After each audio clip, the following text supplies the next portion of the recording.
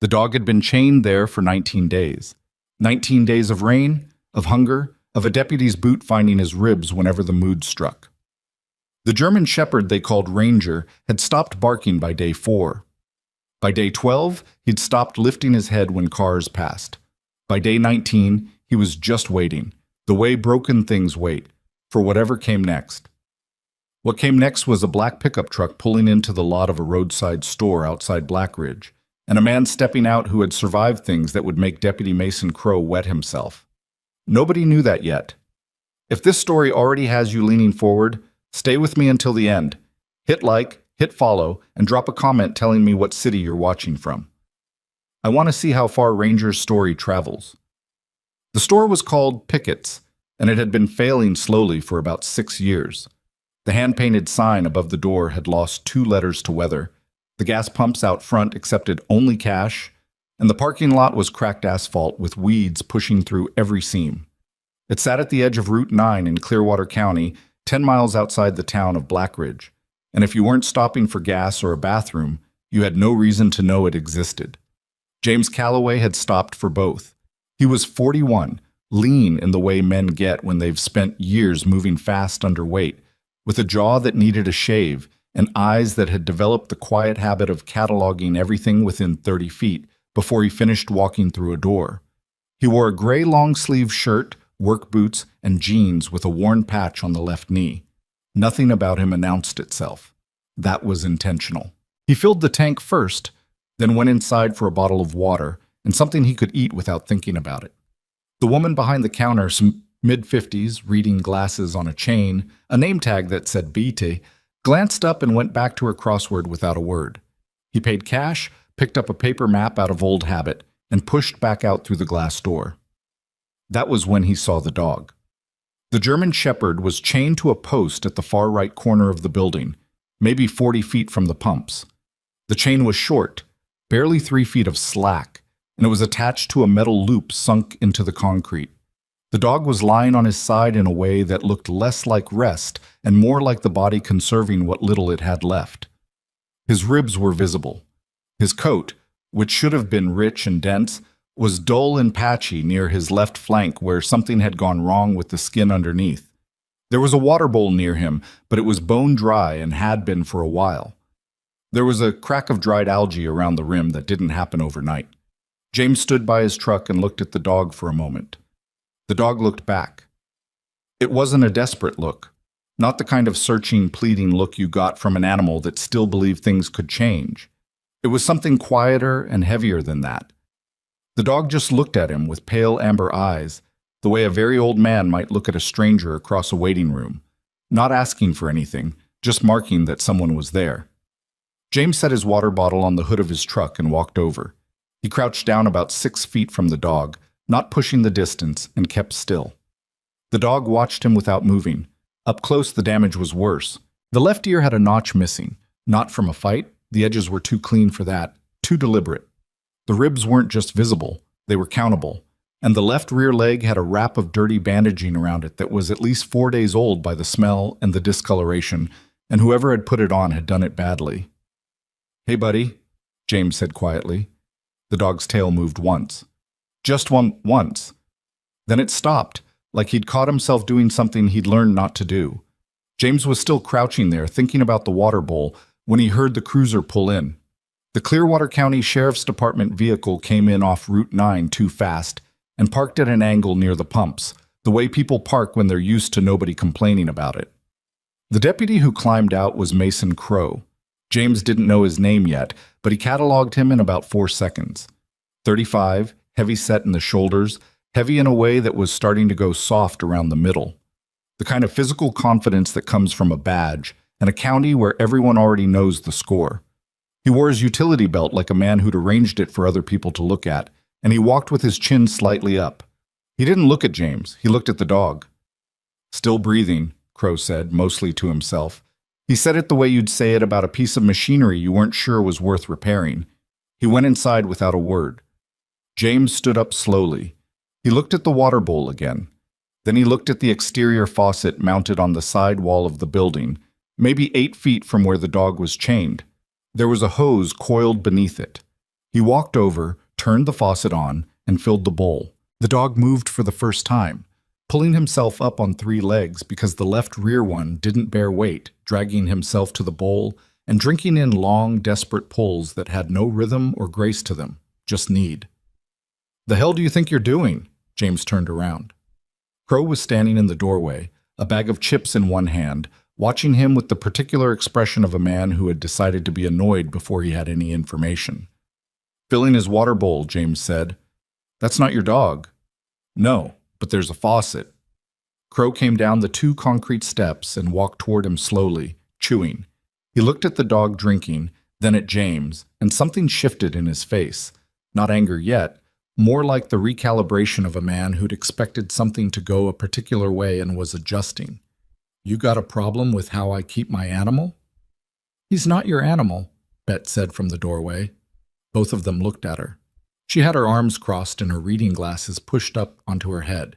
She looked tired in a way that had nothing to do with today. "He belongs to Daniel Parker," she said. "You know that, Mason." "Parker's gone," Crow said flatly. "Dog had nowhere to go." "So you chained him to my building." "Consider it payment for what Parker owed." "He didn't owe you anything." "That's not your call to make, Bet." He said it without raising his voice, and that was somehow worse than if he had.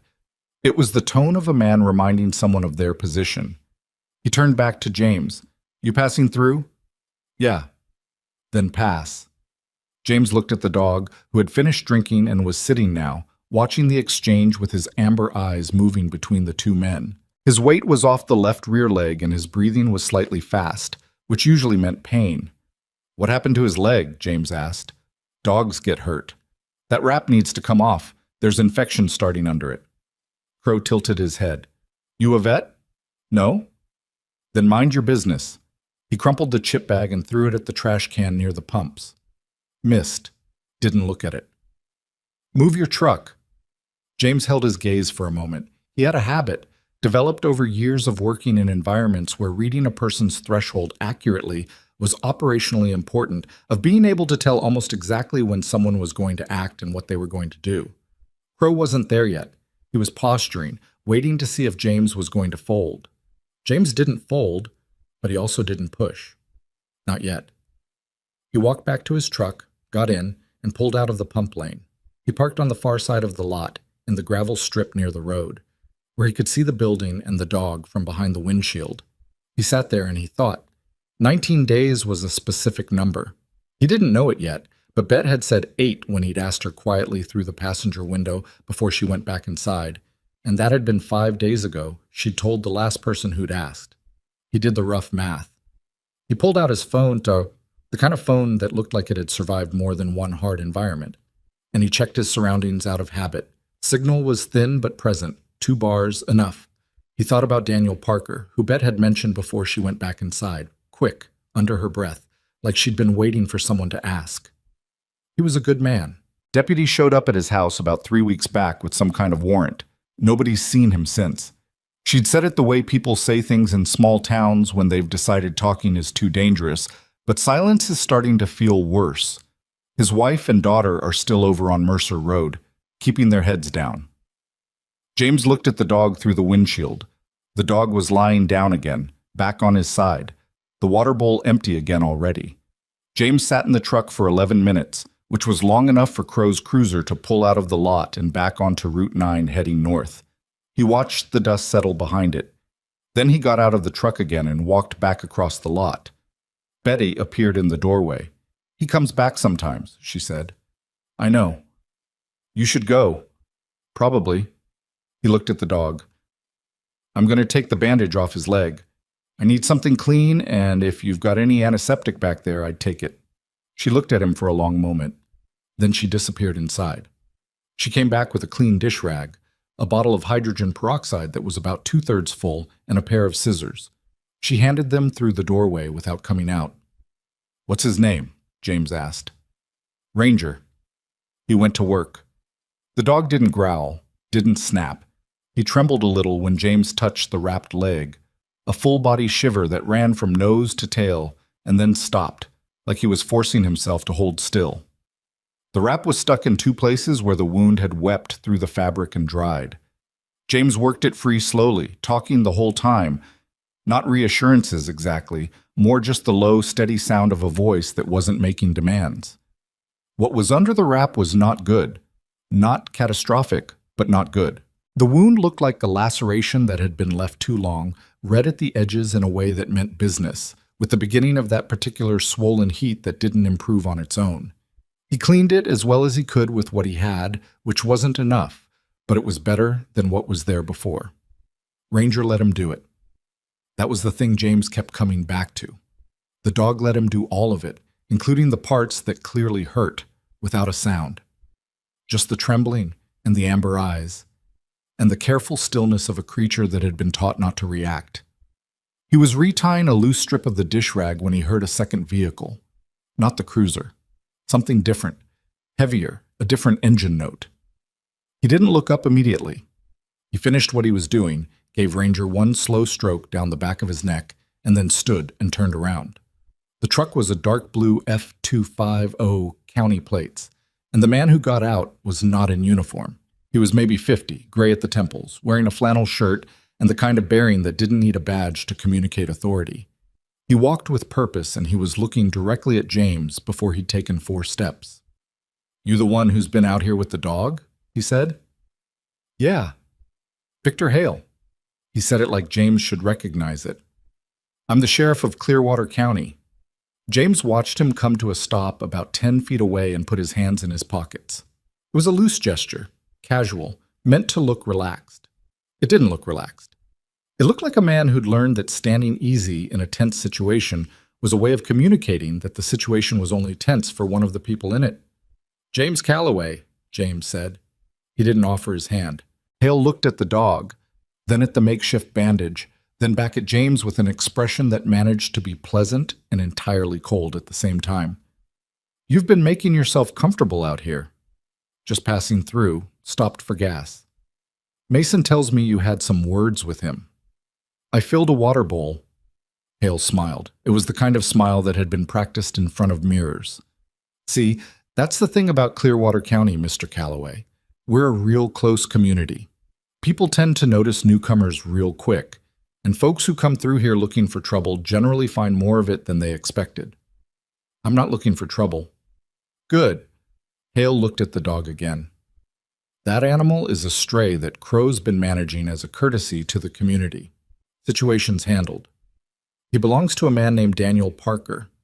Hale's expression didn't change, but something behind his eyes went very still. "Daniel Parker relocated. Dog was left behind.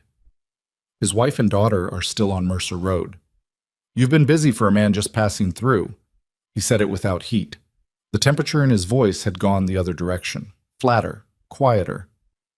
"I'd encourage you to get back on Route 9 and continue your trip, Mr. Calloway. Blackridge is a quiet town. We like it that way." James held his gaze for a moment. Then he looked down at Ranger, who was watching Hale with his ears slightly back. Not aggressive, just alert, tracking something he recognized. "I'll head out shortly," James said. Hale held the smile for another second, then turned and walked back to the F250. He pulled out without hurry, heading south. James watched until the truck was out of sight, then took his phone out of his pocket. He'd had it recording since the cruiser left. He stood in the parking lot with the late afternoon light cutting across the asphalt at a low angle, going orange and hard at the edges, and he played back the last 40 minutes. Crow's voice came through clearly. "That's not your dog. Then pass. Move your truck." Hale's came through clearer. "Blackridge is a quiet town. We like it that way." "Clear enough?"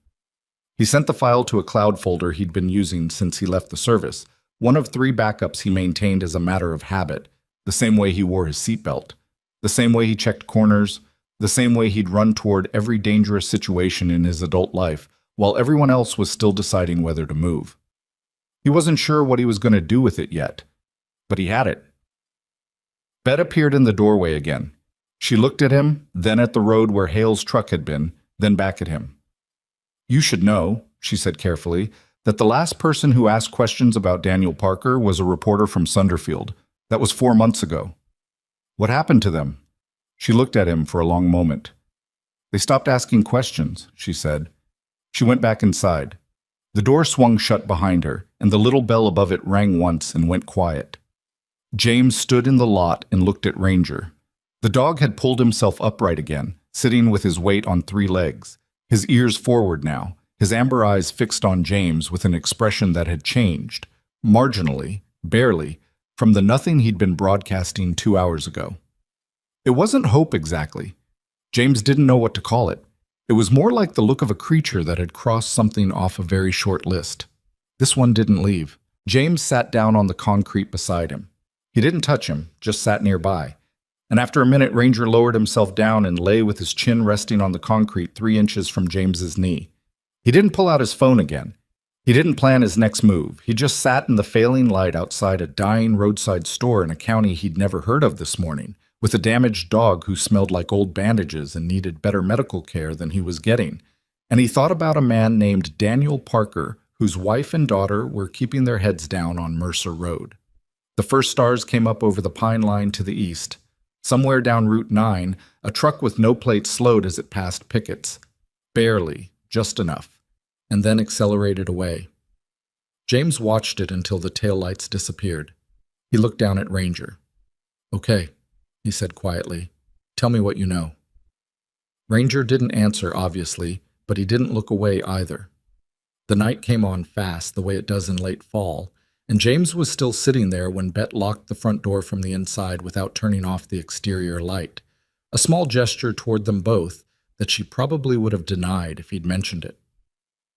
His phone buzzed twice. He glanced at the screen. The first message was from a number he hadn't checked in 8 months, a former teammate, Marcus Webb, who did contract work now that kept him vague about his schedule. The message said only, "Still moving?" James typed back, "Stopped." Webb's response came in under a minute. "Trouble?" James looked at the parking lot, the dark tree line, the empty road. He thought about Crow's boot and Hale's practiced smile in a water bowl that had been dry for days while people drove past, and decided it wasn't their problem. "Not yet," he typed. He put the phone away. He pulled the collar of his shirt up against the cold that was coming off the fields, and he sat with the dog in the dark outside a store on Route 9 while somewhere in Blackridge, men who had decided they were untouchable were doing whatever untouchable men do at night when they think no one is watching. None of them knew about the recording. None of them knew who James Calloway actually was. And none of them had any idea that the battered German shepherd lying next to him in the dark had been the first deliberate message in a chain of messages that led all the way to a prison basement that nobody in Clearwater County was supposed to know existed. But they would. James didn't sleep in the truck. He'd slept in worse places, on rock, on sand, in water up to his chest with a weapon held above his head. But the cold wasn't the problem. The problem was the truck in the dark that had slowed and then accelerated away, and the fact that he'd clocked the same make and color sitting in a pull-off 200 yards down Route 9 when he'd done a quiet walk of the perimeter at midnight. Someone was watching the lot. He'd gone back to the truck, turned the dome light off, and sat in the dark with his phone face down on the passenger seat and his eyes on the tree line. He didn't sleep. He thought, which wasn't always different from sleeping in that it happened below the level of conscious direction, his brain running patterns the way it had been trained to run them, pulling at threads, assembling shapes from incomplete information. What he had: one abused dog belonging to a missing man, one deputy comfortable enough with cruelty to perform it in public, one sheriff comfortable enough with threats to deliver them in a parking lot in daylight, one store owner who knew things and had decided being alive was worth more than saying them, one reporter who had stopped asking questions. What he didn't have: any idea yet how deep the structure went, or how many people it held. By 4 a.m, the truck in the pull-off was gone.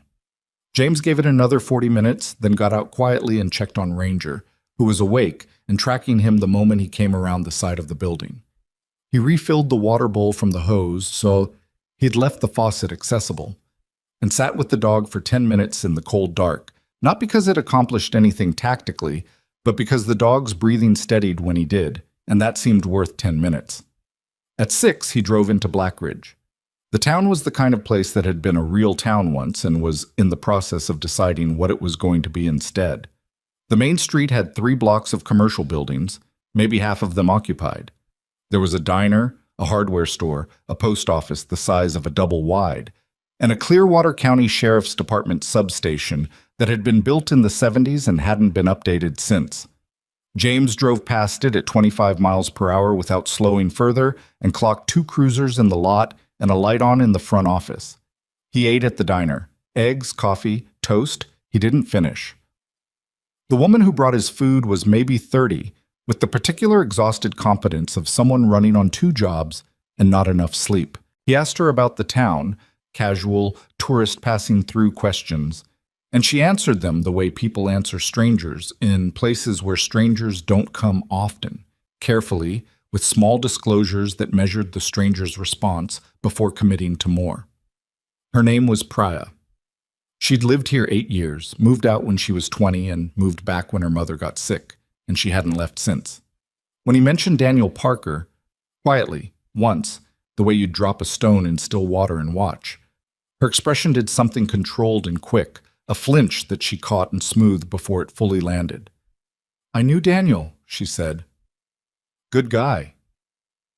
"What happened to him?" She refilled his coffee even though it was still mostly full. "Nobody really knows," she said. "He was just gone. His wife says he left. But Sarah Parker doesn't say anything she hasn't cleared with someone first these days." She picked up his toast plate. "You want more?" "I'm good." She was 3 steps away when she turned back. "His dog," she said. "Ranger. He's still out at Pickett's?" "Yeah." Something moved through her face. "He loved that dog," she said. Just that. Then she was gone behind the counter and she didn't come back to his table again. He paid cash and left. He was back in his truck, going over his options, when someone knocked on the passenger window. The woman outside was probably mid-30s, with dark hair cut short on one side and left longer on the other, in a way that looked more practical than styled. She wore civilian clothes, jeans, a dark jacket, but she held herself the way people hold themselves when they're trained to move fast if they have to, weight slightly forward, chin level. She was scanning the street behind her as she knocked. James leaned over and opened the door. She got in, pulled the door shut, and said, "Drive." "Where?" "Just away from the main block. I'll tell you where to turn." He drove. He turned when she said.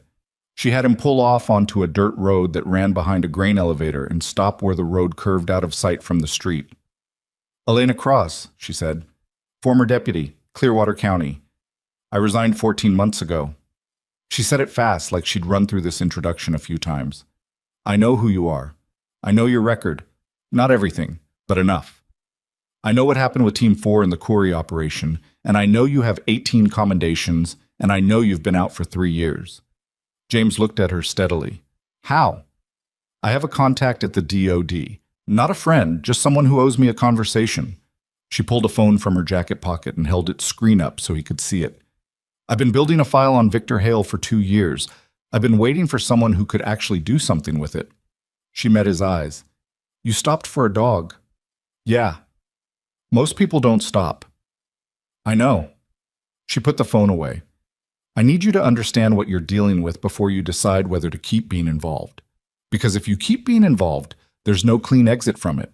Hale doesn't do clean exits." James said nothing. He waited. She talked for 20 minutes. She talked the way people talk when they've been holding something too long and need the structural relief of finally saying it out loud, not perfectly, not in order, sometimes circling back to add things she'd forgotten, occasionally stopping to check the road behind them. James listened without interrupting. What Elena Cross had spent 2 years documenting was not a sheriff who was simply corrupt in the usual way. The skimming, the favors, the small abuses of authority that riddled rural law enforcement across the country. What she had was a structure.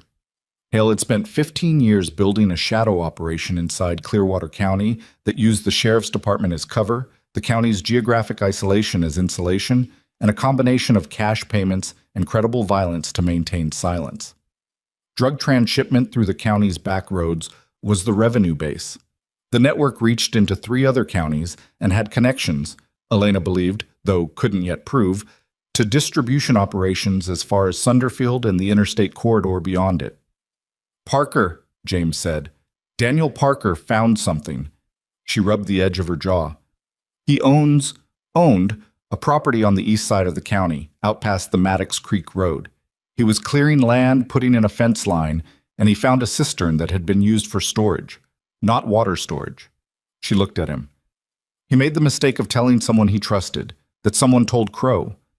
And that was the end of Daniel Parker's ability to be anywhere anyone could ask him questions. You think he's dead? I think he's not free, she said. There's a difference. Hale doesn't kill people he can use.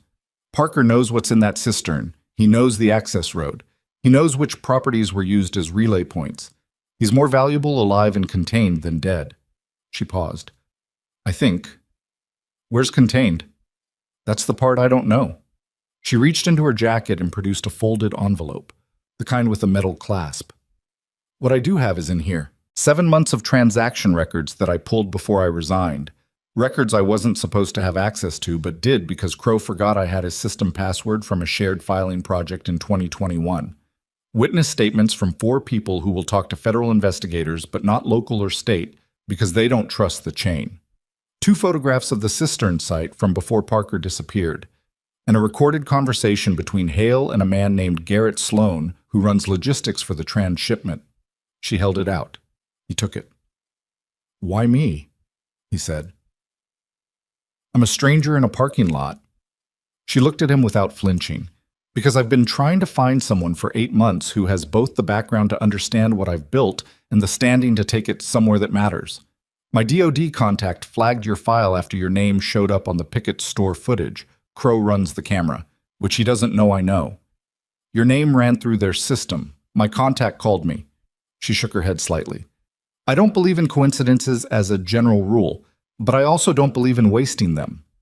James held the envelope. You've had this for 2 years, and you haven't gone to the FBI yourself. I tried. Her jaw tightened.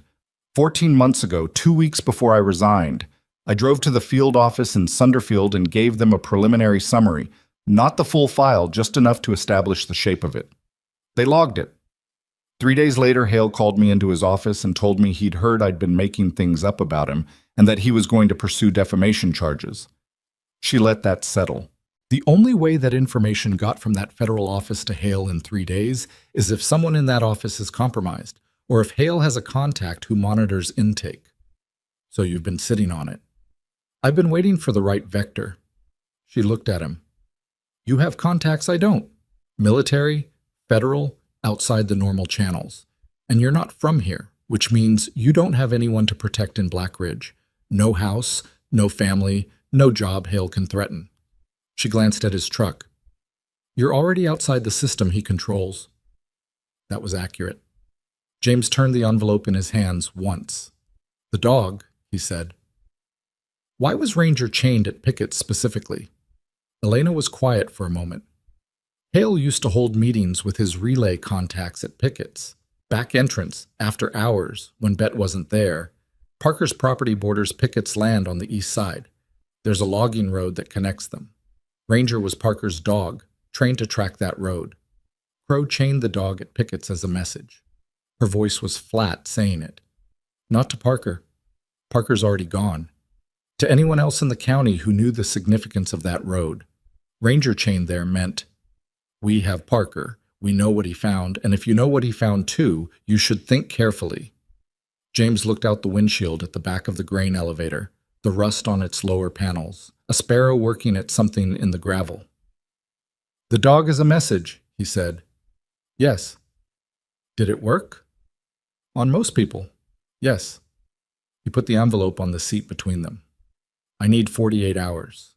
I need to make contact with someone outside state channels, and I need to put your documentation through a verification process that doesn't touch any federal office Hale might have reach into, and I need to find out whether Parker is alive before any of this moves, because if he's alive and we trigger the wrong thing, they'll move him or worse. Elena nodded. She'd thought about this. He could tell she'd thought about almost all of it, had been thinking about nothing else for a long time.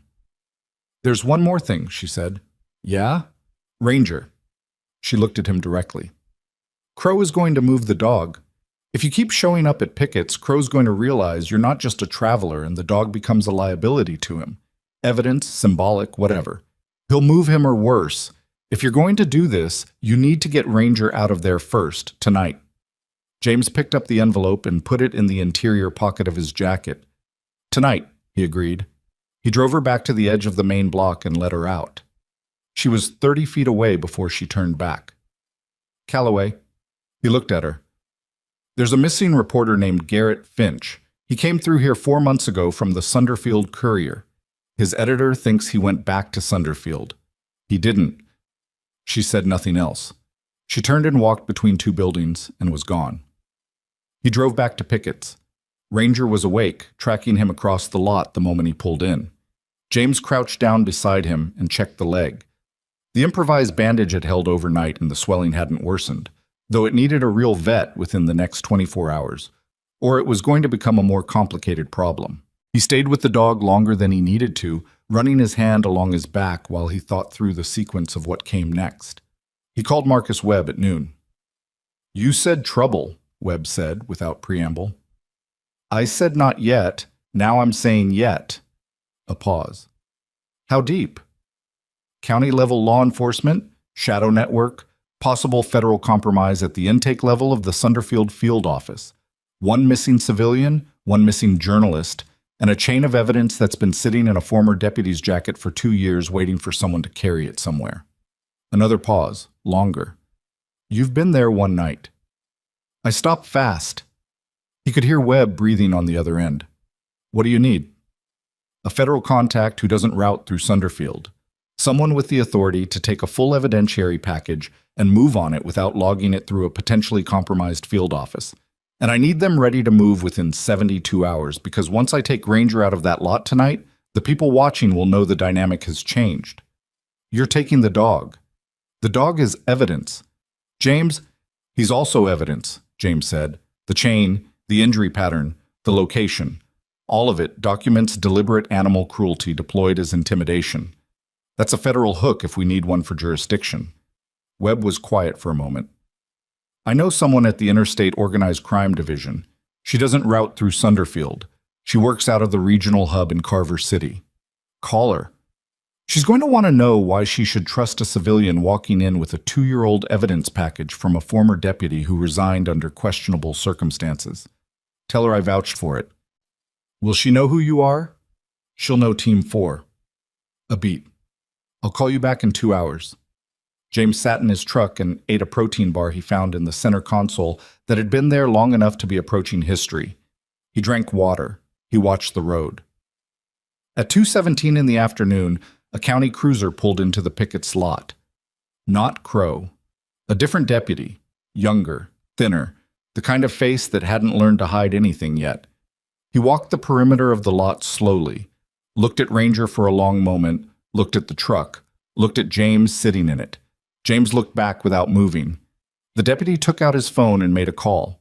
He talked for about 30 seconds. His eyes came back to James twice while he was talking. Then he hung up, got back in the cruiser, and left. 20 minutes later, Mason Crow's cruiser appeared at the far end of Route 9 heading south. James started his truck and pulled out of the lot heading north. He drove for 6 miles, turned around on a side road, and came back. Crow's cruiser was in the lot. Crow himself was standing near Ranger, looking at the improvised bandage on the dog's leg with an expression James read from 40 yards as something between anger and calculation. He pulled back in. Crow looked up. He wasn't surprised. He'd been waiting. "You're still here," Crow said. Stopped for gas again. "You filled up this morning." "Efficient truck." Crow's expression went flat. He looked at the dog, then back at James. "I'm going to be moving this animal to the county impound facility. Better care, better environment." He said it with the delivery of a man reading from a script he'd been handed. "When?" "Tonight." James looked at Ranger. "James." Ranger was watching Crow with his ears back. Not fear, something more specific. Recognition. "Seems unnecessary," James said. "Dog's managing fine here." "That's not your determination to make." Crow took one step closer. He'd gotten taller with the script behind him. "Mr. Calloway, I looked you up." James waited. "Navy," Crow said. "Long time ago. You've been out 3 years. Before that, he paused, like he was reading something from memory. You were assigned to some kind of special operations command. Details were sparse. He let that hang. None of that makes you special here. This is Clearwater County. What you were somewhere else doesn't apply. James said nothing. I'm going to ask you one more time to move on, Crow said. And I'm going to tell you that if I see your truck in this county after 7 tonight, I'm going to find something to charge you with. He smiled, and it was an uglier smile than Hale's because it wasn't practiced at all. It was just what was underneath. We're good at finding things. James looked at him. He thought about the recording on his phone. He thought about Elena Cross's envelope in his jacket. He thought about Garrett Finch, reporter, who hadn't gone back to Sunderfield. I appreciate the warning, James said. He got in his truck and drove away. Webb called at 4:41. Her name is Diane Okafor, he said. She's a senior investigator with IOCD, 14 years. She's run 3 successful county-level network dismantlement operations in the last 6 years. She said she'll take the meeting if it's in person, outside Clearwater County, within the next 18 hours. She wants to see the original documentation, not copies. Where? She suggested the truck stop off Route 9 at the county line. Millhaven side. That works. James checked the clock on the dash. Tell her 9 p.m. tonight. She'll be there. A pause. James. The reporter Finch, I pulled what I could. His last cell ping before his phone went dark was 7 miles north of Black Ridge, near a property on Maddox Creek Road. James felt something go still in his chest. Maddox Creek Road, the same road Elena had named, the access road to Parker's property, the cistern. Webb, he said. Yeah. Get Okafor moving faster if you can. He hung up and sat in the truck on a pull-off with the sun dropping toward the tree line and the temperature falling around him, and he thought about a cistern big enough to store what a county-level transshipment operation needed to store in the middle of a logging property off a road that a chained dog had been trained to track. He thought about Parker and Finch, and what the word contained meant in practical terms when the man doing the containing was a county sheriff with no visible oversight and 15 years of infrastructure. He thought about Crow moving the dog tonight. He drove back to Pickett's at 6:30. The lot was empty. Bet's car was gone. She closed at 5. Ranger was lying on his side in the same corner, but his head came up when James's headlight swept across him. James got out, left the engine running, and walked to the dog. He unclipped the chain from the post, not from the collar. The collar hardware was corroded, and he didn't want to stress the dog's neck. He coiled the chain on the ground. Ranger stood up on 3 legs and stood there. Come on, James said. Ranger looked at him. Then he walked, slowly and with the particular hitched gait of the bad leg, to the truck. James opened the passenger door. The dog sat down on the ground next to it and looked at the seat height with an expression of frank assessment. Yeah, James said. He reached down carefully, placed his hands under the dog's chest and hindquarters, and lifted him onto the seat. Ranger was lighter than he should have been, far lighter. James walked around, got in, and pulled out of the picket slot for the last time. They were 3 miles up Route 9 when James's phone lit up with a number he didn't recognize. He let it ring. It rang twice more in the next mile. He pulled over and answered. The voice on the other end was not Crow's and not Hale's. It was a woman's voice, barely above a whisper, and she said, "My name is Sarah Parker. Elena Cross told me to call you if something happened." A breath. Something happened. 20 minutes ago, 2 men came to my door. They weren't in uniform. They said they were with Child Services and they were there about my daughter. Her voice cracked and steadied. I need you to know that my husband is not dead. I know he's not dead because 3 weeks ago someone slipped a note under my door. Just 5 words. Maddox Creek. Below the water. James looked at the dark road ahead. Mrs. Parker, he said. Where's your daughter right now? She's in the house, Sarah Parker said. I didn't let them in. I told them I needed to see their credentials and I closed the door. They're still outside. Lock every door and window right now, James said. Don't open anything until I tell you to. Is there a back way out of the house? The kitchen door goes to the yard. Don't use it. Stay away from the windows. I'm going to call someone, and I'm going to call you back in 4 minutes. He hung up and dialed Elena Cross. She answered on the second ring, and he told her in 30 seconds flat. She was already moving before he finished. I'm 8 minutes from Mercer Road. I know the house. I'll park on the side street and go in through the neighbor's yard. She paused. Those men, they're not child services. I know. Hale's burning it down. He knows something shifted. Get to Sarah. Don't call anyone local. I know better than that. He hung up and dialed Webb. I need Okafor now, he said.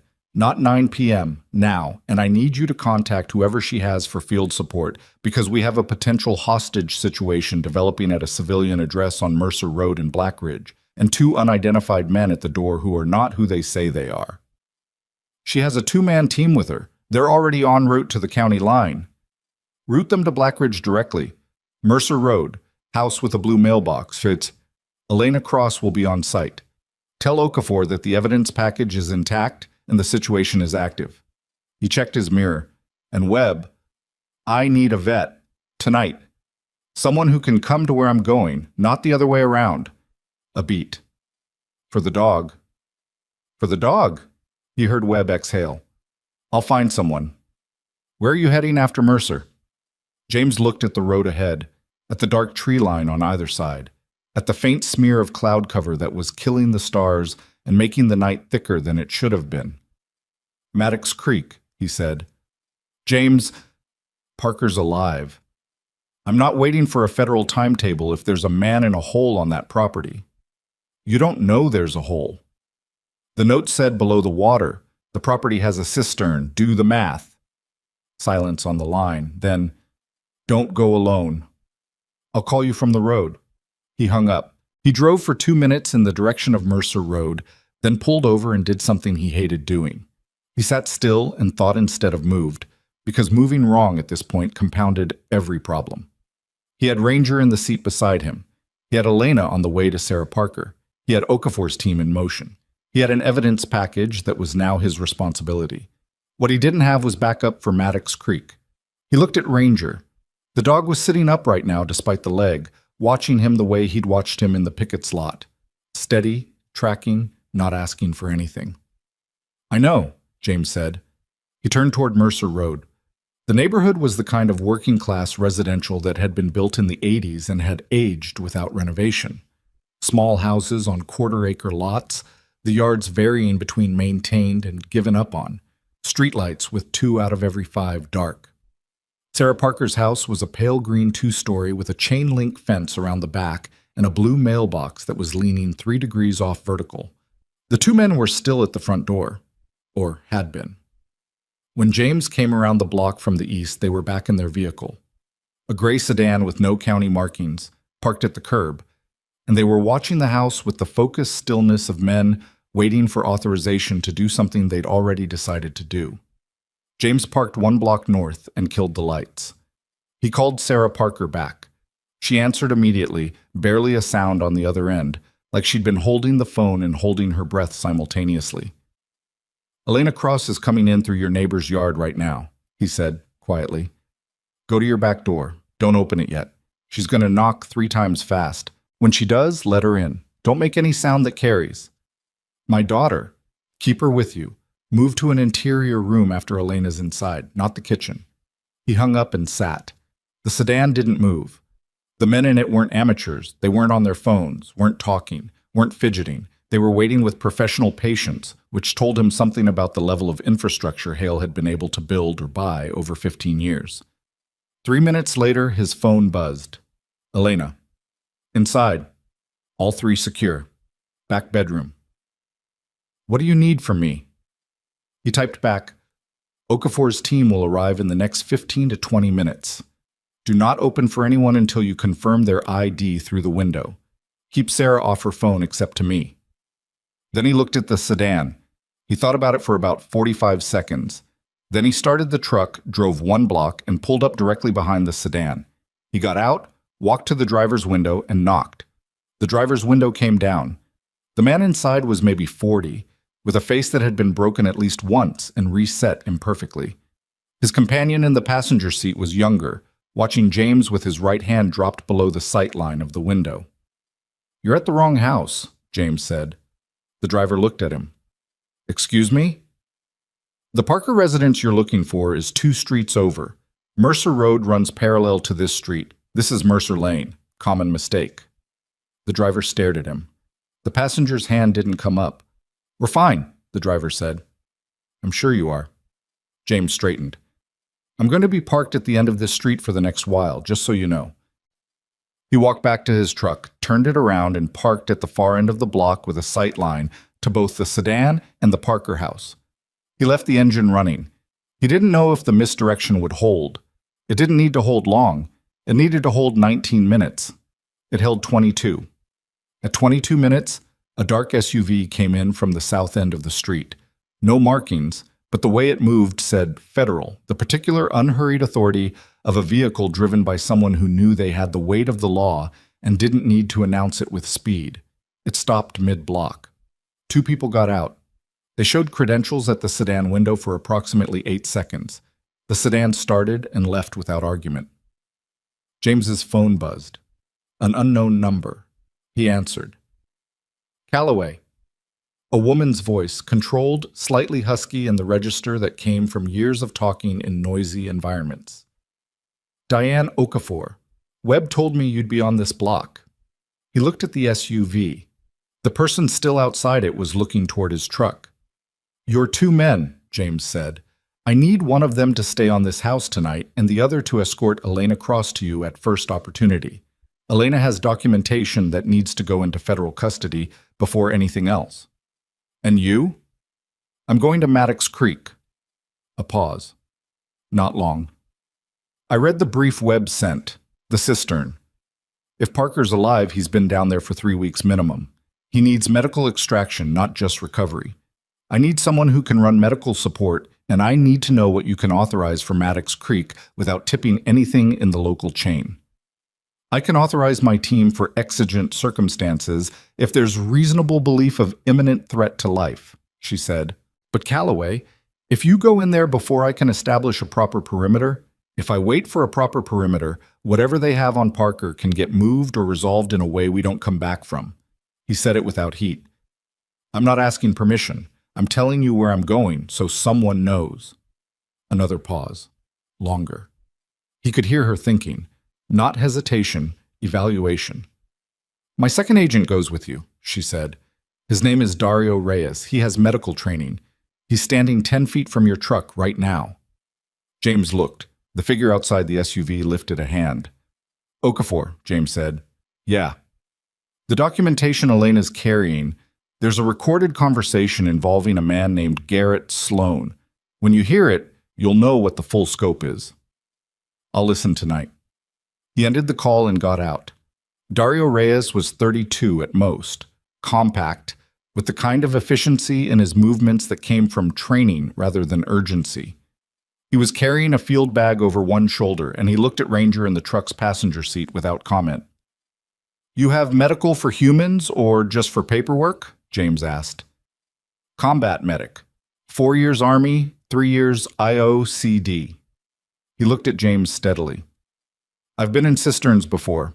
Not looking forward to it, but I've been in them." "Good enough," James said. "Get in." They drove north out of Black Ridge with the lights off for the first half mile, then on, Route 9 thinning and the asphalt surface deteriorating as the county infrastructure money ran out somewhere around mile 6. The Maddox Creek Road turnoff was unmarked, a gap in the tree line and a dirt track that had been improved once, a long time ago, and had been slowly returning to forest ever since. James found it by the GPS coordinates Elena had given him, cross-referenced with a satellite image he'd pulled that afternoon. He stopped 60 yards from the turnoff. "We walk from here," he said. He helped Ranger down from the seat. The dog landed on 3 legs and immediately oriented toward the tree line with his nose working, ears forward. James clipped a length of paracord to his collar as a makeshift lead, not to constrain him but to keep him from ranging in the dark with the bad leg. They moved into the trees. The property was 40 acres of mixed pine and hardwood, with a creek running along the eastern boundary that gave the road its name. James had the property map in his head. He'd spent 40 minutes with it that afternoon, memorizing the layout the way he'd memorized grid references in training, the way he memorized anything that might determine whether he came out the other side of something. The cistern was marked on the original land survey, near the southeast corner of the cleared acreage where Parker had been putting in the fence line. They moved slowly because of Ranger's leg and because moving fast in unfamiliar terrain at night was how you got hurt on the approach and couldn't function on the objective. Reyes moved well. Quiet footfalls, good spacing, checking corners without being told. He didn't talk. Ranger walked with his nose down and then up, alternating, pulling slightly left on the paracord after the first 100 yards. James led him. Animals that had been trained to track a specific route didn't forget it. They found the logging road without using the flashlight. The cleared acreage opened up ahead, 20 yards of open ground between the tree line and what James could now see was a concrete cap set into the ground, roughly 4 feet in diameter with a steel ring handle. There was a padlock through a hasp. Around the cap, the ground was disturbed. Recent boot prints, multiple visits, a flattened area where something had been placed or someone had stood for long periods. James stopped. He scanned the tree line on all 3 accessible sides. "Anything?" Reyes said, barely above a breath. "Nothing moving. But this property will have been checked recently. The prints are fresh." "How recent?" 2 days, maybe less." Ranger sat down next to the cistern cap and looked at James. James crouched down next to the lock. It was a quality padlock, not a hardware store item. The kind of lock that said whoever had used it knew the difference. He pulled a small tool roll from his jacket. He'd been carrying it since his second year in the teams, when he'd come to understand that the difference between going in and not going in was often a 30-second problem you could solve with the right piece of metal. It took him 4 minutes, which was longer than he'd have liked, and was the result of cold fingers and a lock that had been recently reoiled, which told him someone had been here within the last 48 hours. The hasp opened. He looked at Reyes, who had the field bag open and a flashlight ready. James gripped the steel ring and pulled. The cap was heavier than it looked, a concrete disc rather than the flat plate he'd expected, and it pulled up on a hinge rather than lifting free. The smell that came out when it opened was something he'd encountered before. Not decay, not sewage, something specific. The smell of a space that had been occupied and sealed, recycled air and human presence compressed into something close and stale. "Parker," James said, down into the dark. Not loud, just enough. Nothing for 3 seconds. Then, "Who's there?" It wasn't a question. It was the flat, wary statement of a man who had stopped expecting questions to matter. "James Calloway, I'm not with Hale. Elena Cross sent me." A longer silence. "Elena?" The voice cracked slightly on it, then steadied. "How do I know?" "You don't," James said. "But there's a federal agent with me, and we have your wife and daughter secured. My dog is sitting on top of this cistern, and his name is Ranger." The silence that followed was different from the others. When it broke, the voice that came back was breaking too, not with weakness, but with the sudden release of something that had been held at maximum compression for 3 weeks. "He's alive." "He's alive," James said. "And he needs a vet, but that's my problem. Right now, we need to get you out." The cistern was 8 feet deep and about 5 feet in diameter, large enough to have been used for significant storage capacity, now empty except for a man who had been kept in it with minimal supplies in what amounted to controlled survival conditions. Parker came up the ladder that James dropped down, a rope ladder from Reyes's field bag, slowly, with the particular careful movement of someone who had been in a confined space long enough that their body had stopped trusting open air. He was 43, though he looked older in the flashlight beam. Medium height, with a build that had been solid before 3 weeks of minimal calories burned it down. His hands on the ladder rungs were shaking, not from fear, from the physical depletion that hit the muscles when the adrenaline of movement kicked in after long stillness. He made it to the top and sat on the edge of the cistern, with his legs dangling and his head down, and he breathed. Reyes was already running assessment: pulse, pupil response, skin condition. "Dehydration, but not critical," he said quietly, running his hands along Parker's arms and checking the lymph nodes at his neck. Possible early-stage exposure, his core temp is low. We need to get him warm and get fluids in him. He was already pulling from the field bag, an emergency foil blanket, a saline IV set. "Can you give me your arm?" Parker held out his arm without looking up. He was looking at Ranger, who had pressed himself against Parker's leg with the careful weight of a dog that understood it needed to be gentle. Parker's hand found the dog's head. He didn't say anything.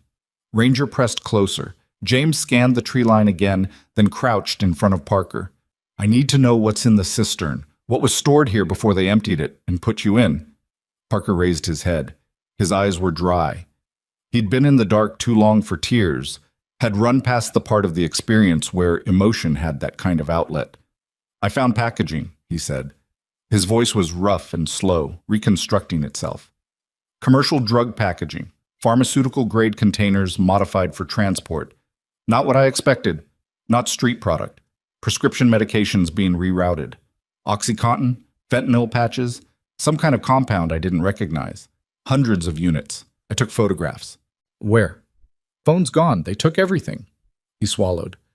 "But I know who was running the relay. I saw the truck. I know the plates and the company name on the side, and I know which nights they ran it because I'd been watching for 3 weeks before they found out." His jaw tightened. "I documented it in a journal. That's gone too. But it's in here." He touched the side of his head. "All of it." James looked at him steadily. "Can you repeat it?"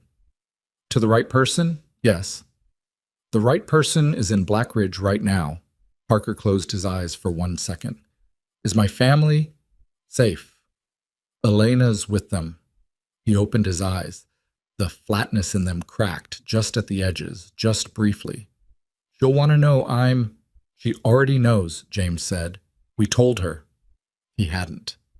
But Sarah Parker would know within the hour, and the man in front of him needed something to hold on to right now more than he needed accuracy. Parker nodded once and looked back down at the dog. They moved him out of the clearing with Reyes supporting his right side, and James on point, back through the logging road the way they'd come. Ranger walked between them with his hitched gait and his nose working. The woods were quiet. Too quiet, James thought. The particular absence of night sound that meant either nothing or something, and his experience said to treat the ambiguity as the latter. He was right. The lights came through the trees from the north end of the logging road at 40 yards, cutting through the gaps between the pines, moving fast and then stopping. Not headlights, flashlights, multiple, carried by people moving on foot. James stopped. He put his hand back without looking, and Reyes stopped behind him. He counted the light sources. 3, moving in a spread formation that wasn't random. "Off the road," he said quietly. 20 feet into the tree line. Stay low. Don't move." They moved. Parker managed it. Slower than James would have liked, but he managed, and Reyes had him down in the leaf cover with the foil blanket tucked under his jacket to kill the reflective surface before James had finished positioning himself with a sight line to the road. The 3 figures came down the road without talking.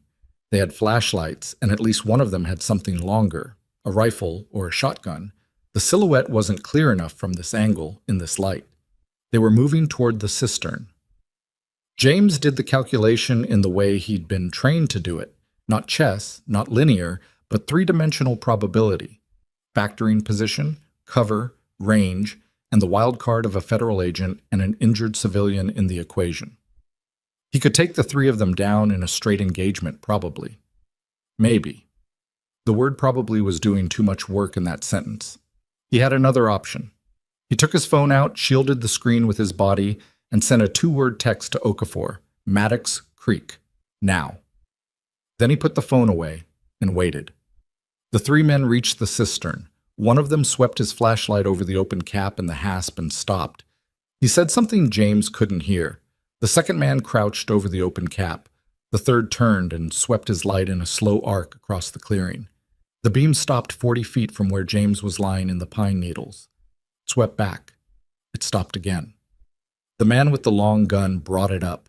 James looked back at Reyes and held up 3 fingers, then pointed at Parker. then pointed deeper into the trees. Reyes read it, nodded, and started easing Parker backward, slow and quiet. James looked back at the clearing. The man with the gun was walking toward the tree line.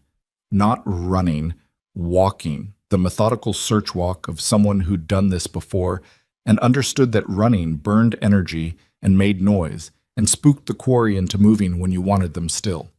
He was going to reach the tree line in about 30 seconds. James shifted his weight onto his left knee and thought about what came after 30 seconds, and the various shapes it could take, and the one shape he needed it to take. The man was 20 feet from the tree line when the sound reached them. Not from the road, from the south, from the direction of the county road, a sound that started as a low drone and built quickly into the distinctive double thump of rotors. A helicopter, running dark, came in fast over the pine canopy. Then its searchlight hit. The clearing went white. A voice from the aircraft's PA system cut through the rotor noise with the flat authority of a federal command. This is the Interstate Organized Crime Division. All individuals on this property, drop your weapons and place your hands where they can be seen. You are surrounded. Do not move. The man who'd been walking toward the tree line stopped. James watched him. The man looked up at the helicopter. He looked at his two companions in the clearing, one of whom was already on his knees with his hands going up, moving with the specific speed of someone who knew what federal helicopter response looked like and had decided this was not the moment for heroics. The man with the gun looked at the tree line for one more second. Directly, James thought, directly at the spot where he was lying. And then he set the weapon on the ground and put his hands up. The clearing filled with light and sound and the organized chaos of a field operation coming down fast and hard, and in the tree line, James let out the breath he'd been holding. He looked back at Parker, who was sitting in the leaf cover with Reyes's hand on his shoulder and Ranger pressed against his side, and he thought, 3 weeks in a cistern, and the first thing he did when he got out was reach for his dog. He was pulling out his phone to call Okafor directly when it buzzed in his hand. Not Okafor's number, not Webb's. A number he didn't recognize, local prefix, and when he answered it, the voice was Mason Crow's. Not the confident badge front voice from the Pickett's parking lot. Not even the flat warning voice from this afternoon. Something was wrong with it. The pitch was wrong. There was background noise James couldn't immediately place. "You think you won something," Crow said. James said nothing. "You pulled the dog. You got Parker out. You got your federal cavalry." His voice had the specific quality of a man who had decided nothing mattered in the way it had mattered before. "But you don't know where I am right now, Calloway. And you don't know who's with me." James stood up slowly in the tree line, the helicopter searchlight washing the edge of the woods in hard white light, 50 yards to his right. "Tell me," he said. "The woman from the diner," Crow said. "Priya. She was closing up when I came in." A pause. "She was asking questions about Parker, too. Did you know that? She'd been asking questions for weeks." The background sound resolved. A car engine. Moving. "Crow." James kept his voice level. "Whatever you're thinking, it doesn't help you. You're already past the point where any of this helps you." "Maybe," Crow said. "But you're not the one who gets to decide what happens next." The line went dead. James was already running. He ran back through the tree line the way he'd come in, not the logging road. The logging road was now a federal operations site, and crossing it would cost him 30 seconds he didn't have explaining himself to agents who didn't know his face. He went through the trees parallel to the road, pushing hard, branches catching his jacket and the uneven ground doing what uneven ground does to someone moving fast in the dark, which was try to put him on his face every fourth step. He called Elena while he ran. She picked up on the first ring. Okafor's team just, "Crow has Priya," he said.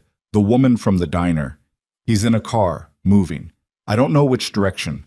I need you to call Okafor right now and get her to pull any county camera feeds she can access on the roads out of Blackridge.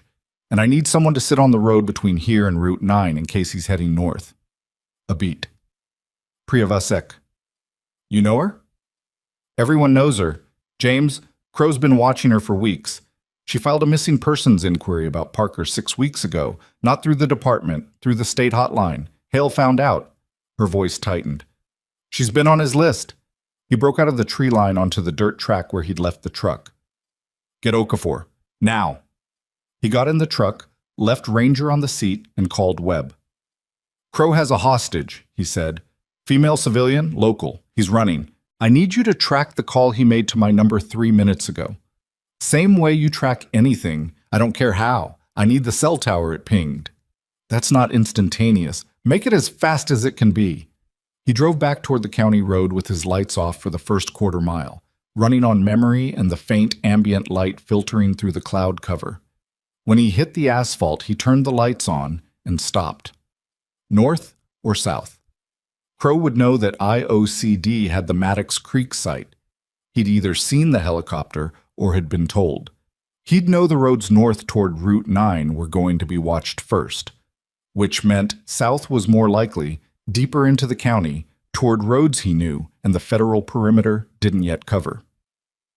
James turned south. He drove at 80 on a road rated for 55, which was as fast as he trusted his knowledge of it, and he called Okafor directly. "I know," she said before he could start. "Elena Cross just reached me. I have agents pulling traffic camera data now, but Callaway, we have almost no camera infrastructure in the southern county. Hale kept it that way deliberately.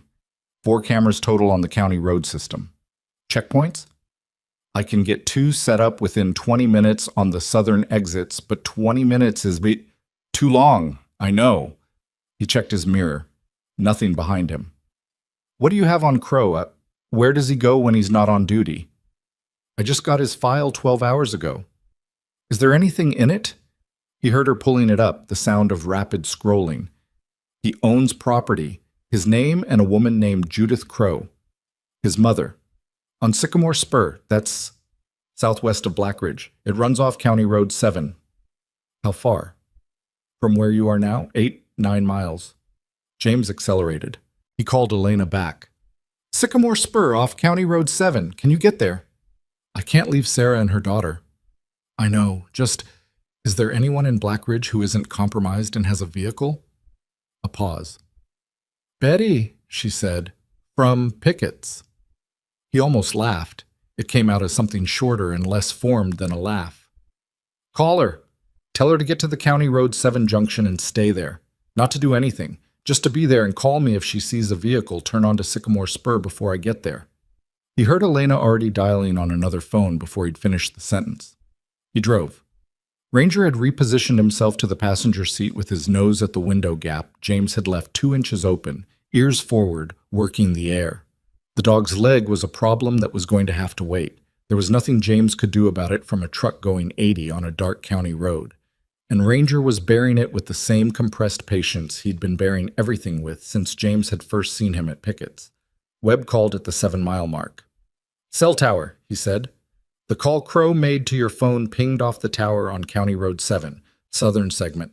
That's consistent with him moving south out of Blackridge. I'm on it.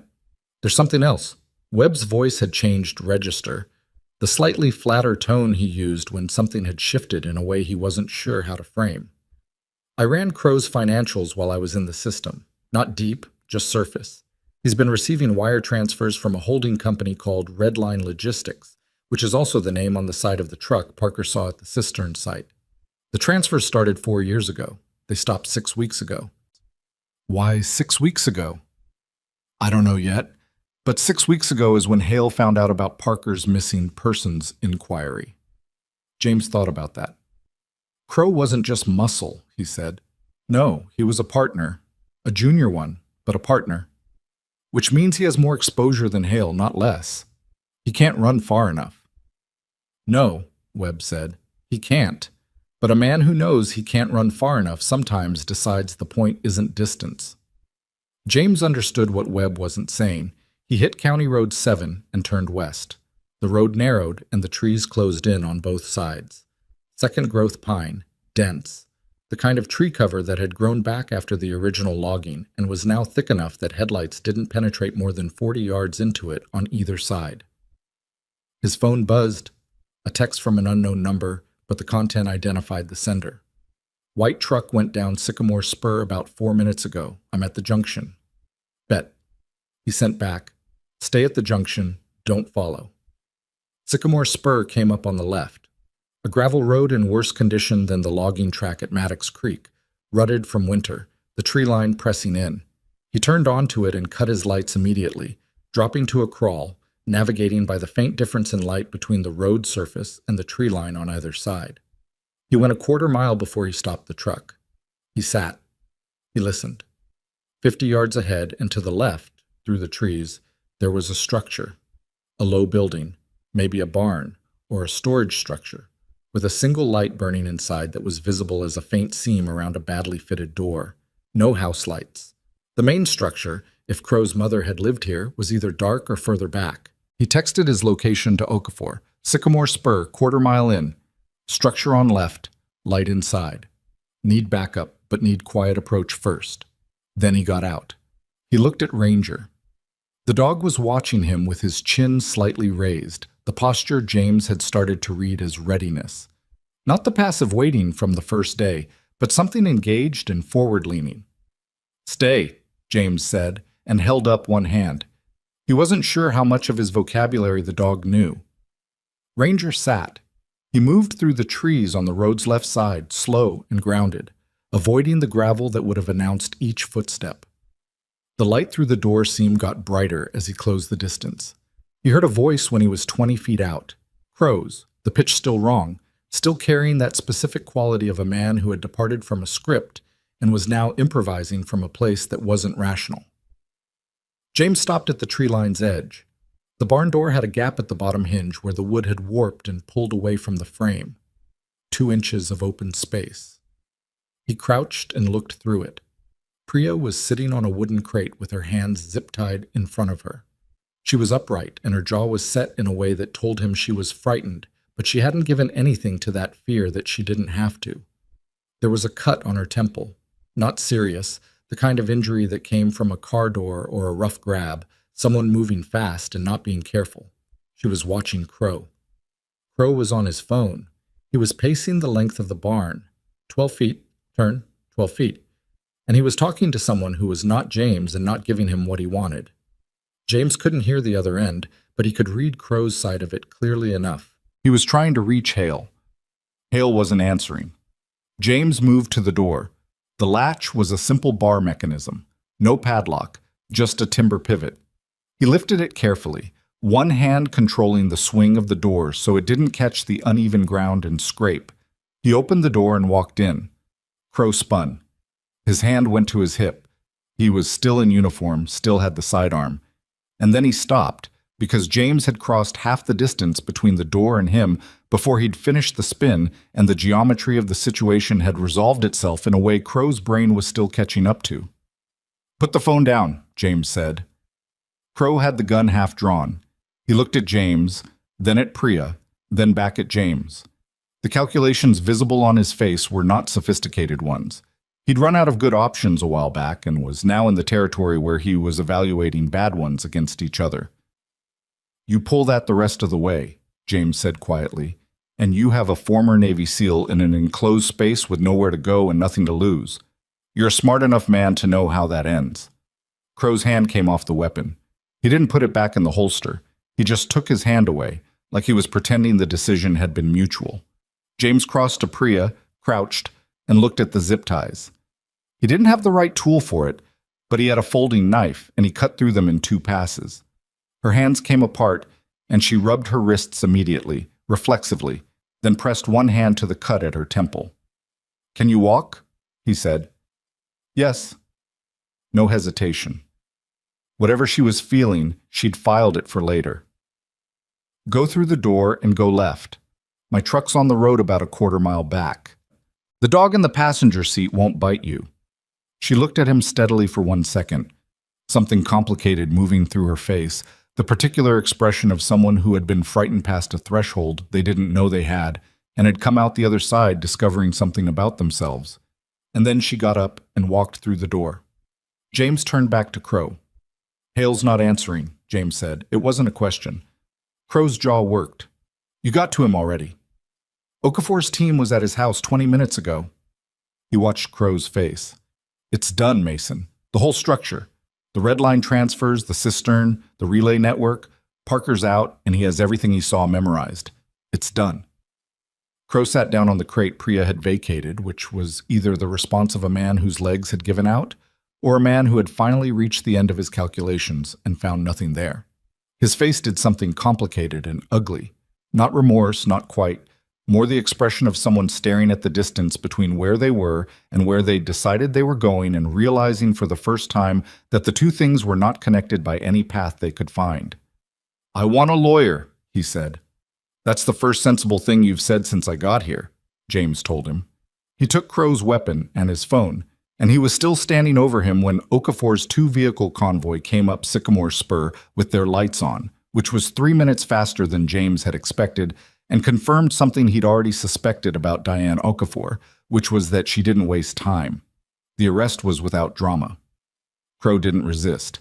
He sat on the crate until the agents came in, and then he stood up when they told him to, and he put his hands behind his back, and he looked at the floor of the barn while they read him his rights.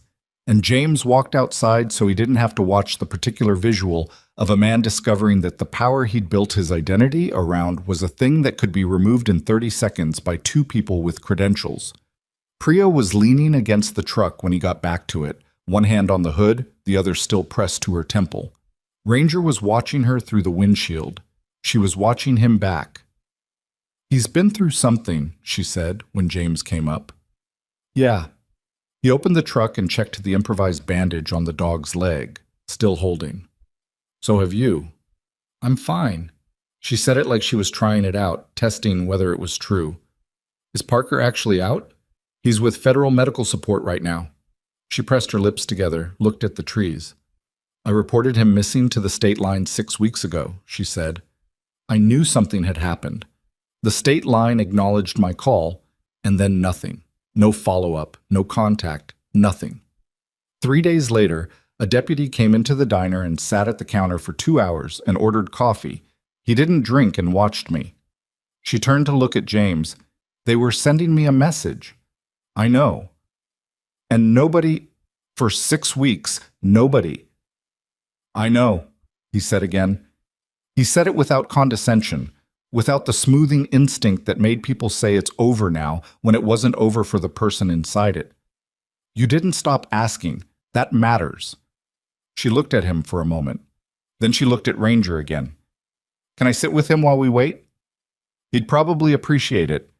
She opened the passenger door carefully and sat sideways on the seat with her feet on the running board, and Ranger put his head in her lap with the particular deliberateness of a dog that had decided someone needed the weight of him. James walked back toward the barn and called Webb. "Crow's in custody," he said. "What's Hale's status?" "Okafor's primary team reached his residence 22 minutes ago. He wasn't there." James stopped walking. "Where is he?" "His vehicle was tracked on county cameras heading east on Route 9 approximately 40 minutes ago, before the perimeter was established." A pause. "He had a head start, James. Someone tipped him." "The compromised field office." "That's what Okafor thinks. Someone in Sunderfield made a call. It's a problem she's dealing with simultaneously." Webb's voice was careful. "He's not gone far. There's a bolo out through the state police and federal channels. But he has 40 minutes, and he knows the county's road network better than anyone." James stood in the dark outside the barn and thought. Hale had 40 minutes and a head start on Route 9 heading east, which took him toward the county line and then toward the interstate corridor.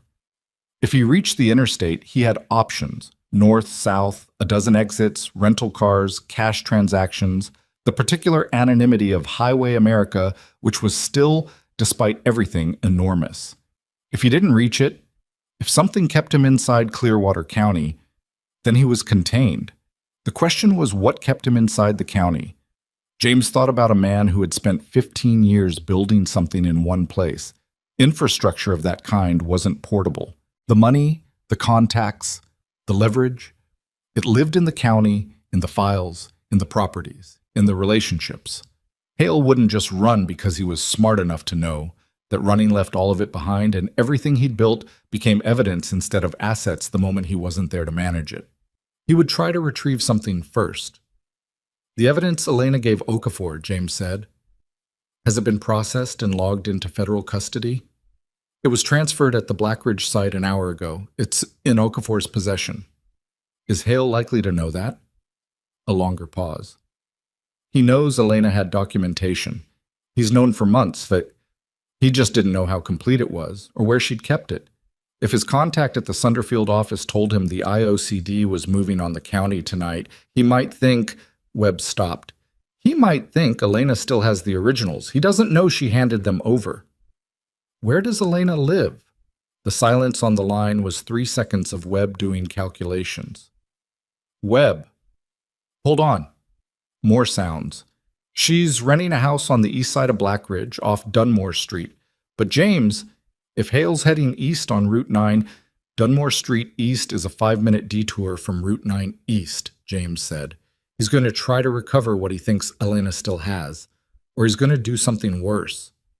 He was already moving back to the truck. He told Priya to get out of the truck without explaining why, and she read his face and did it without asking. Okafor's agents were still processing the scene at the barn, and he flagged the nearest one, a young woman with her jacket half-zipped and the specific look of someone running on adrenaline, and said, "The civilian needs transport and medical attention for a head laceration. Can you take that?"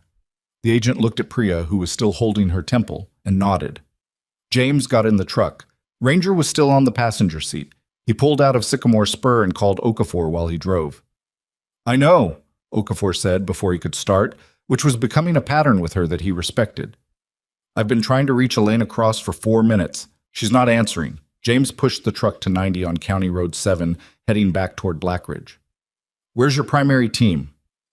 "Still at the Maddox Creek site, coordinating the 3 individuals in custody and Parker's medical transport. I have 2 agents on the Mercer Roadhouse." A pause. "I'm personally en route to Dunmore Street. ETA 11 minutes. I'll be there in 7. Calloway, do not—" He put the phone face down on the seat.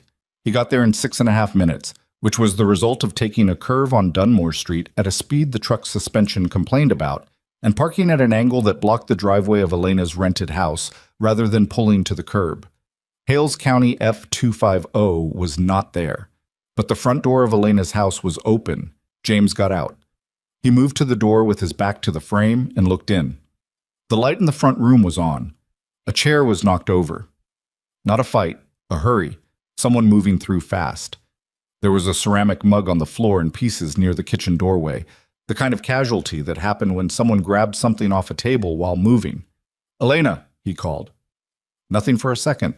Then, "Back room." She was in the rear bedroom with a phone in her hand and the window behind her open, the screen pulled out and sitting against the wall. She'd been about to go through it.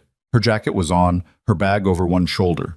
She'd read the situation correctly when Hale had arrived, and she'd moved before he could corner her. "He came through the front 5 minutes ago," she said. "I heard his truck and I went for the back. He didn't know I'd already heard it running." "Where is he now?" "He took my laptop." Her voice was tight. "He thinks the files are on the laptop. They're not. They're in the package I gave Okafor, but he grabbed it and he left." She looked at James. "He got what he came for. He thinks." "How long ago?" 3 minutes. Maybe 4. James called Okafor. "Hale left Elena's house 3 to 4 minutes ago, heading east. He has a laptop he thinks contains the full evidence file. He doesn't know it's already in your custody. He's going to make for the interstate now. He thinks he has what he needs to either negotiate or disappear." "State police have Route 9 East covered from the county line," Okafor said. "If he's heading for the interstate—" "He won't make it to the county line," James said. He said it with the particular certainty that came not from optimism, but from math. "He left 4 minutes ago. State police checkpoint is how far from Elena's location? 14 miles. He's been driving 4 minutes on surface streets. He hit Route 9 maybe 2 minutes ago. He's got 12 miles to the checkpoint at his current lead." He checked the time. "He'll be stopped." The line was quiet for a moment. Then Okafor said, "I'm 2 minutes from Elena's position. Stay there." She arrived in 90 seconds, which meant she'd been driving faster than she'd estimated. And she came through the front door with one of her agents and stopped when she saw James and Elena standing in the back bedroom looking entirely too calm for what the last hour had contained. She looked at Elena. "Are you hurt?" "No." She looked at James. "You need to stop getting to scenes before I do." "I'm faster." That's a problem for my paperwork. She turned to her agent. Get a full statement from Ms. Cross. Then she looked back at James. Route 9, the checkpoint. Her radio crackled. The voice on it was clipped and official and said 4 words that James would remember with a clarity he couldn't entirely explain, given everything else that had happened in the last 6 hours. Vehicle stopped. Hale detained. Elena put her hand over her mouth. Not crying. Something prior to crying, the raw physiological response of a person who has been holding enormous pressure for an enormous amount of time and has just felt it lift. James looked at her and looked away, because that particular moment was hers and he didn't want to be inside it. He walked back through Elena's house to the front door and stood on the small concrete stoop with the night air on his face, which was cooler now, properly cold, the cloud cover breaking up to the west and stars coming back in patches. From inside the truck, Ranger watched him through the windshield with his amber eyes catching what light there was. The next 4 hours were federal administration, statements, coordinated arrests, the paperwork architecture of an operation that had gone from a single evidence package to a 6-person federal action and would expand significantly in the morning. James gave his statement to one of Okafor's agents in the back of the SUV, speaking for 40 minutes in the flat, precise manner he'd been trained to use in debriefs, leaving out nothing and editorializing nothing. Parker was transported to the county hospital in Sunderfield, not Blackridge, not a facility in Hales County, where the ER team treated him for dehydration, mild hypothermia, and soft tissue damage from 3 weeks of a space that hadn't been built for human habitation. At 2 in the morning, a vet named Sonia Mears arrived at the Blackridge town limit in a truck that had a mobile treatment unit in the bed, sent by Webb through a contact in Sunderfield. She was 50, direct, and she looked at Ranger's leg without preamble and said, "How long has this been wrapped?" "About 30 hours, James said. "Underneath that, I don't know how long it was damaged before I found him." She cut the improvised bandage away and worked in silence for 10 minutes while James held the dog still, which was easy. Ranger had the same quality of focused, patient stillness for her that he'd had for James in the picket slot. She cleaned the wound, debrided the edges with the quiet efficiency of someone who'd done this many times in many conditions. And when she looked up, her expression told James what he needed to know before she said it. "There's tendon involvement," she said. "He needs surgery. Not tonight. I can stabilize it tonight. But within 48 hours, or we're looking at long-term mobility issues." She looked at him. "You're taking responsibility for this animal?" "Yes." She looked at him for a moment the way Okafor had looked at him, with the evaluative directness of a competent woman who had decided the most efficient approach was accurate assessment rather than social lubrication. "All right," she said, "hold him still." She worked for another 20 minutes, stabilized the leg with a proper splint and an antibiotic injection, and 2 others James didn't ask about because she'd explained them when she needed to. And when she was done, Ranger sat on the truck's tailgate with his leg immobilized and his head up, watching the night. James was leaning against the side of the truck, watching Mears pack her equipment, when Okafor found him.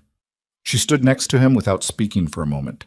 She had a quality he'd noticed earlier, the ability to occupy silence without filling it, which was rarer than people thought in people who ran operations for a living.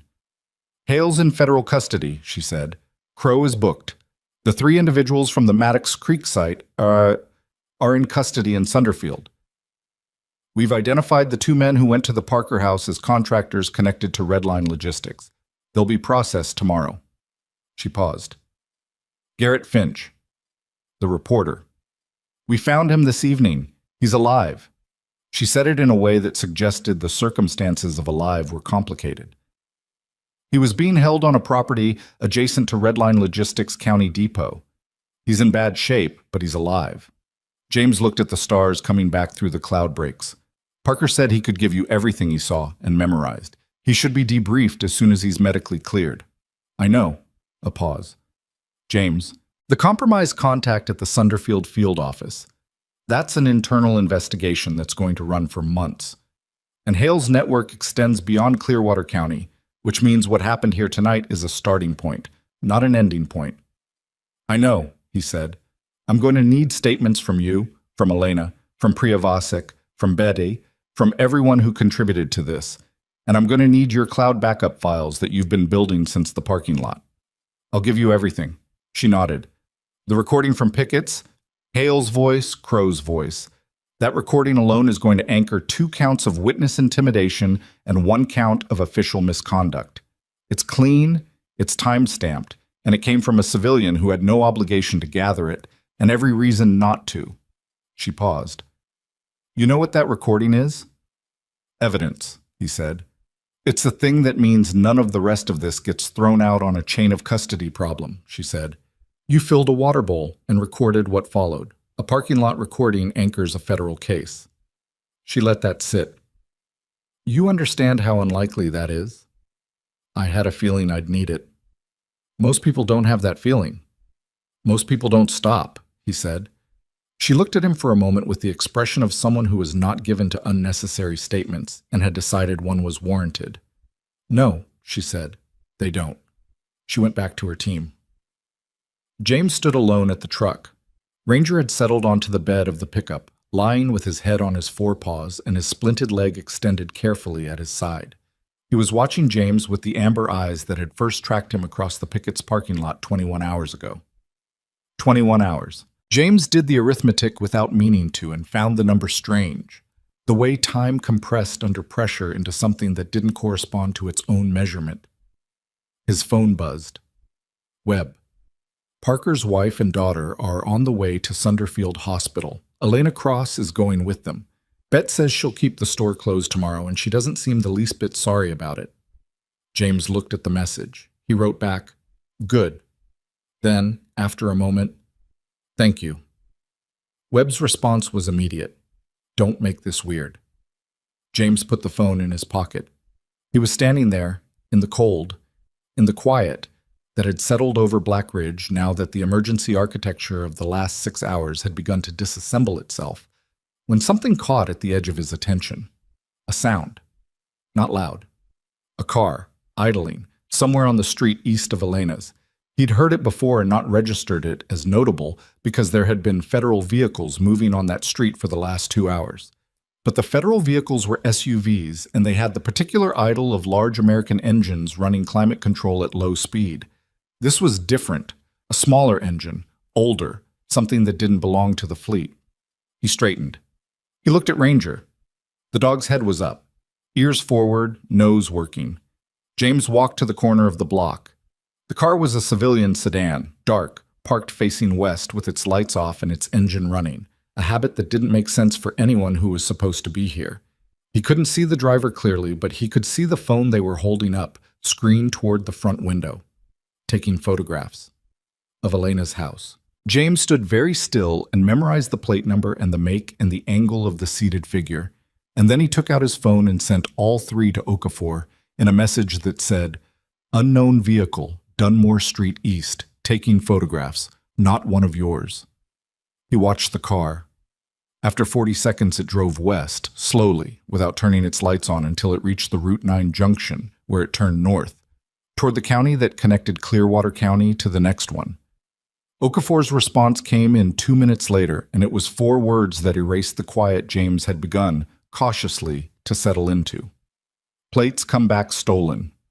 James stood at the corner of Dunmore Street with the cold coming off the fields and the plate number already gone from sight, and he thought about what a stolen plate on a civilian sedan meant in the context of a county where the local enforcement structure had just been dismantled in a single night. It meant Hale hadn't built this alone. That was what Okafor had said. What happened here tonight is a starting point, not an ending point, and he'd understood it intellectually in the moment she'd said it, but now he understood it in the way that settled into the chest and changed the weight of the air around you. The sedan with stolen plates was not a curious local. It was a watcher. Someone outside Clearwater County who had an interest in what had just happened here and had sent eyes to assess the damage. He forwarded the plate response to Webb with 3 words. Track it forward. Webb responded. Already on it. James walked back to the truck. He sat with Ranger in the truck bed for a while. Not planning, just letting the information arrange itself the way it arranged itself when he stopped trying to force it, a habit he'd developed sometime in his second deployment when he'd learned that the exhausted brain made worse decisions than the brain that had been given 10 minutes of quiet. Okafor found him again at 3:15. She sat on the tailgate next to him, which surprised him. Not a gesture he'd expected from someone running a federal operation on 4 hours of setup. She looked tired in a way she hadn't looked 2 hours ago, which meant the adrenaline had started to metabolize and what was underneath it was showing. "The sedan," she said. "Yeah. My people tracked it to a truck stop at the Route 9 interchange, 11 miles north. Driver walked into the building. Camera got a partial face." She paused. "We're running it. But the partial is enough for me to say with reasonable confidence that this connects to the distribution network that Redline feeds into. Not local. Regional." "How regional?" "2 states, maybe 3. We've had a separate investigation running in parallel for 8 months. Different entry point, different evidence chain, but the geography kept overlapping with Clearwater County. We knew there was a county-level node in this area.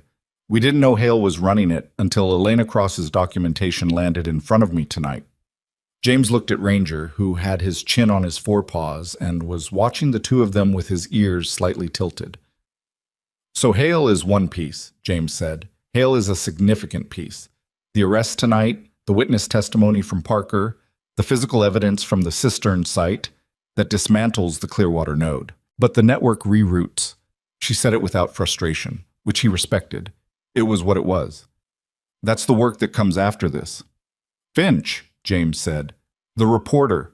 He's been held for 4 months. 4 months is long enough for a journalist to have compiled something significant if he was working when they took him.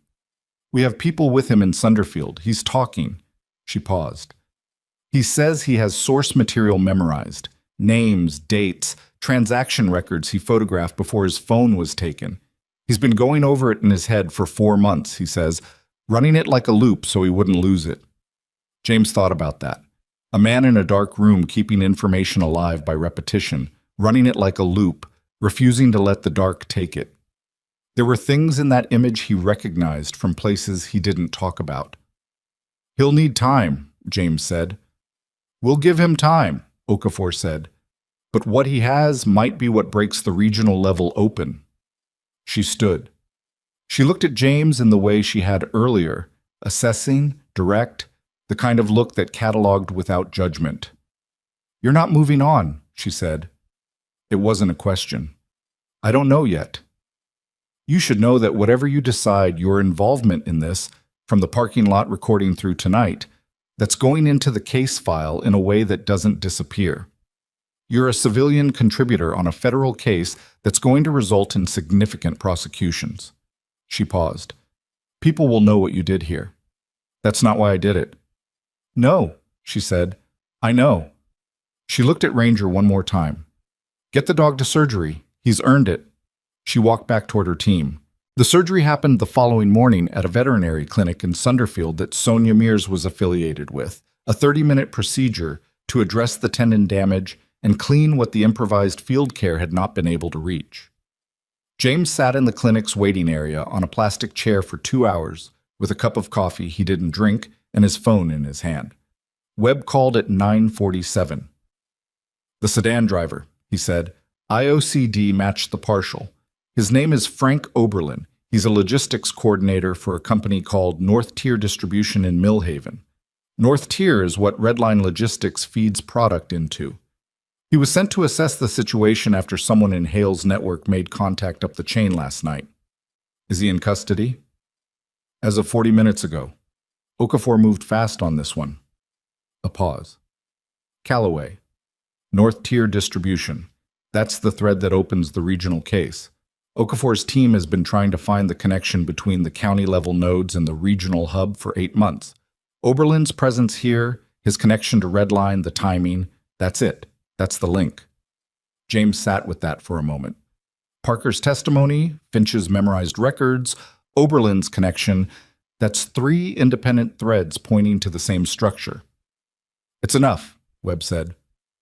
"Okafor thinks it's enough." "How does Hale look?" "Hale's attorney requested bail this morning. Federal prosecutor denied it. He's being held without bail on charges including racketeering, kidnapping, witness intimidation, obstruction, and conspiracy." Webb's voice had something in it that wasn't quite satisfaction, but was adjacent to it. He gave a statement through his attorney that characterized the entire investigation as a political targeting operation against a longtime public servant. How did that land? It landed badly, Webb said, because Okafor released the Pickett's parking lot recording to the federal prosecutor this morning, and the prosecutor shared it with the defense as disclosure. Hale's attorney called the prosecutor's office back 40 minutes later and asked to discuss cooperation. James looked at the wall of the veterinary clinic.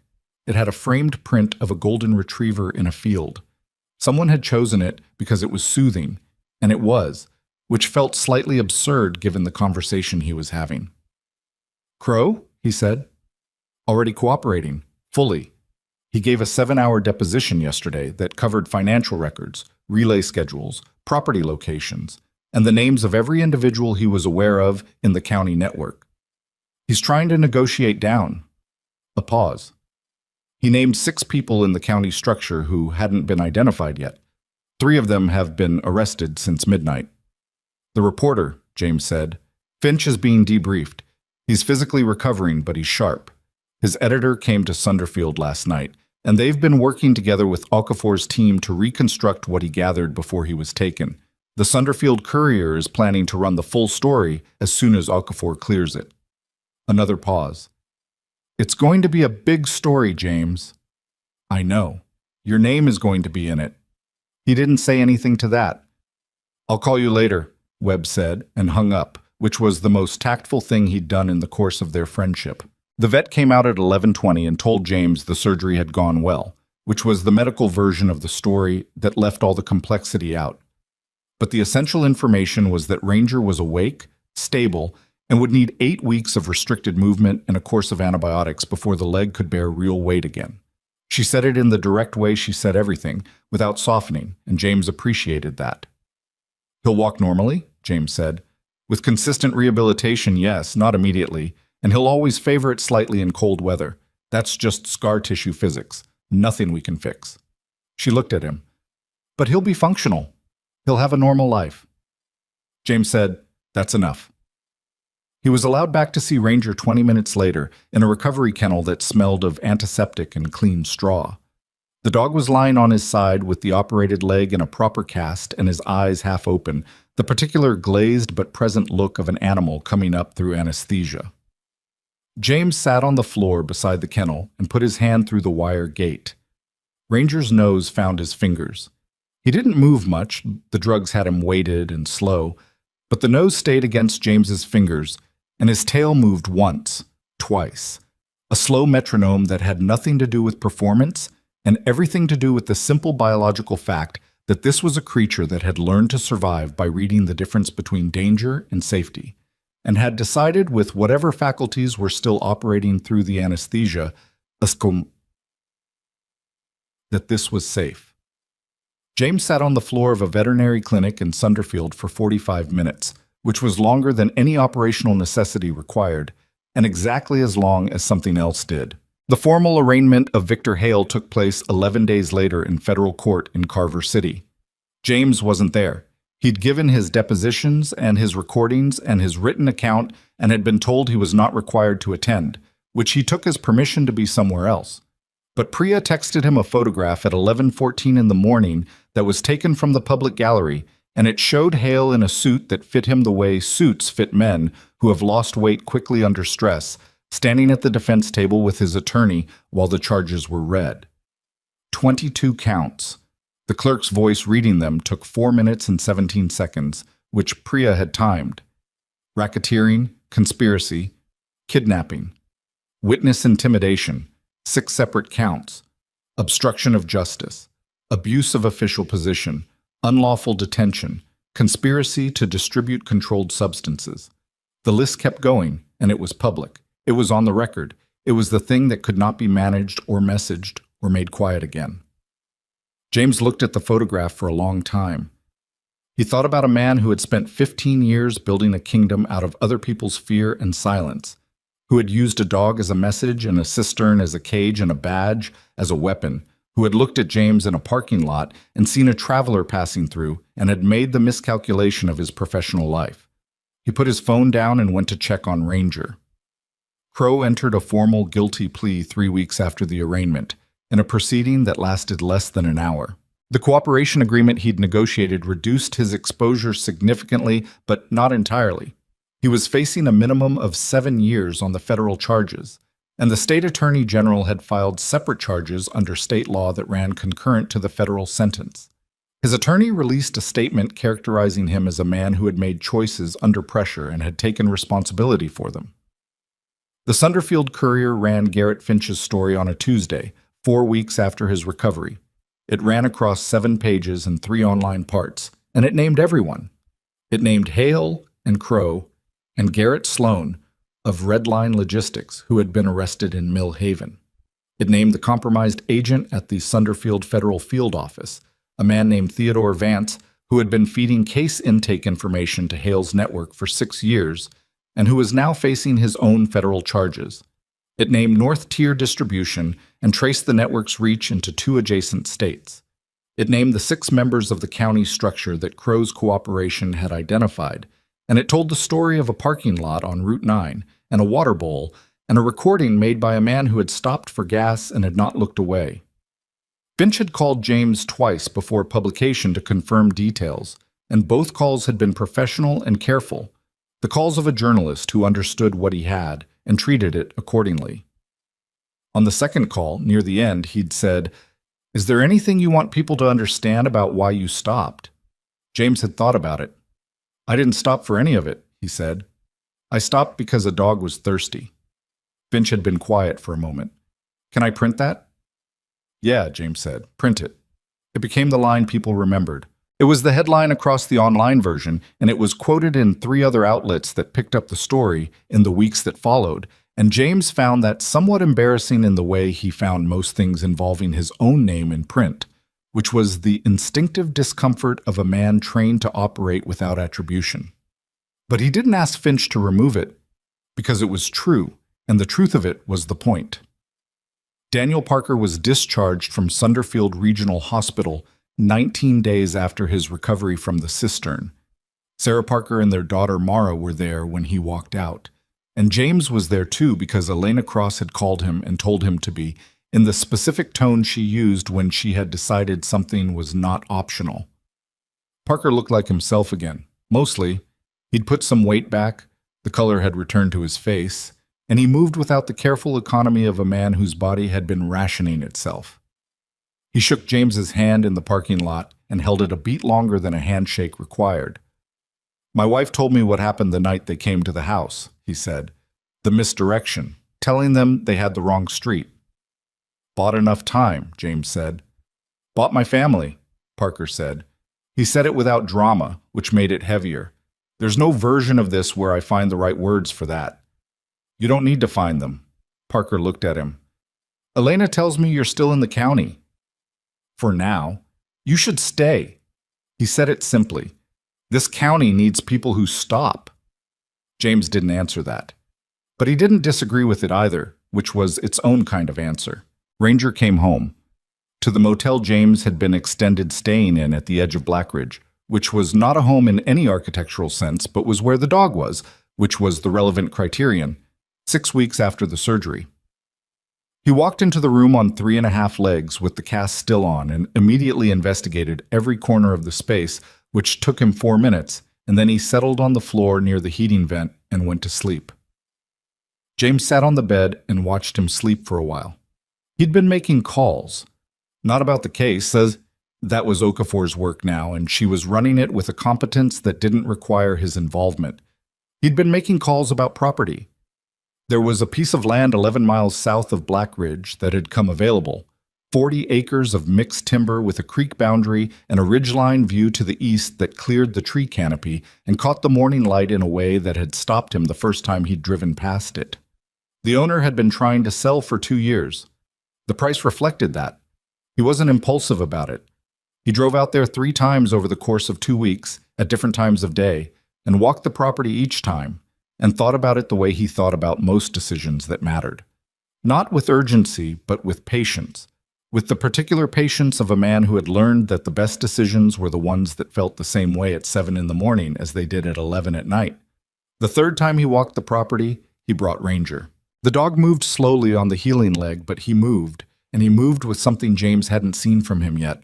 a looseness, an absence of that compressed watchfulness that had been there in the picket slot, at the cistern site, in the truck on the night road. He put his nose into the grass at the creek bank and lifted it to the wind and stood in the open field at the property's center with his ears forward and his eyes scanning the tree line with the attention of a creature that had decided this was worth paying attention to. James stood beside him and looked at the ridgeline. He called the owner that evening.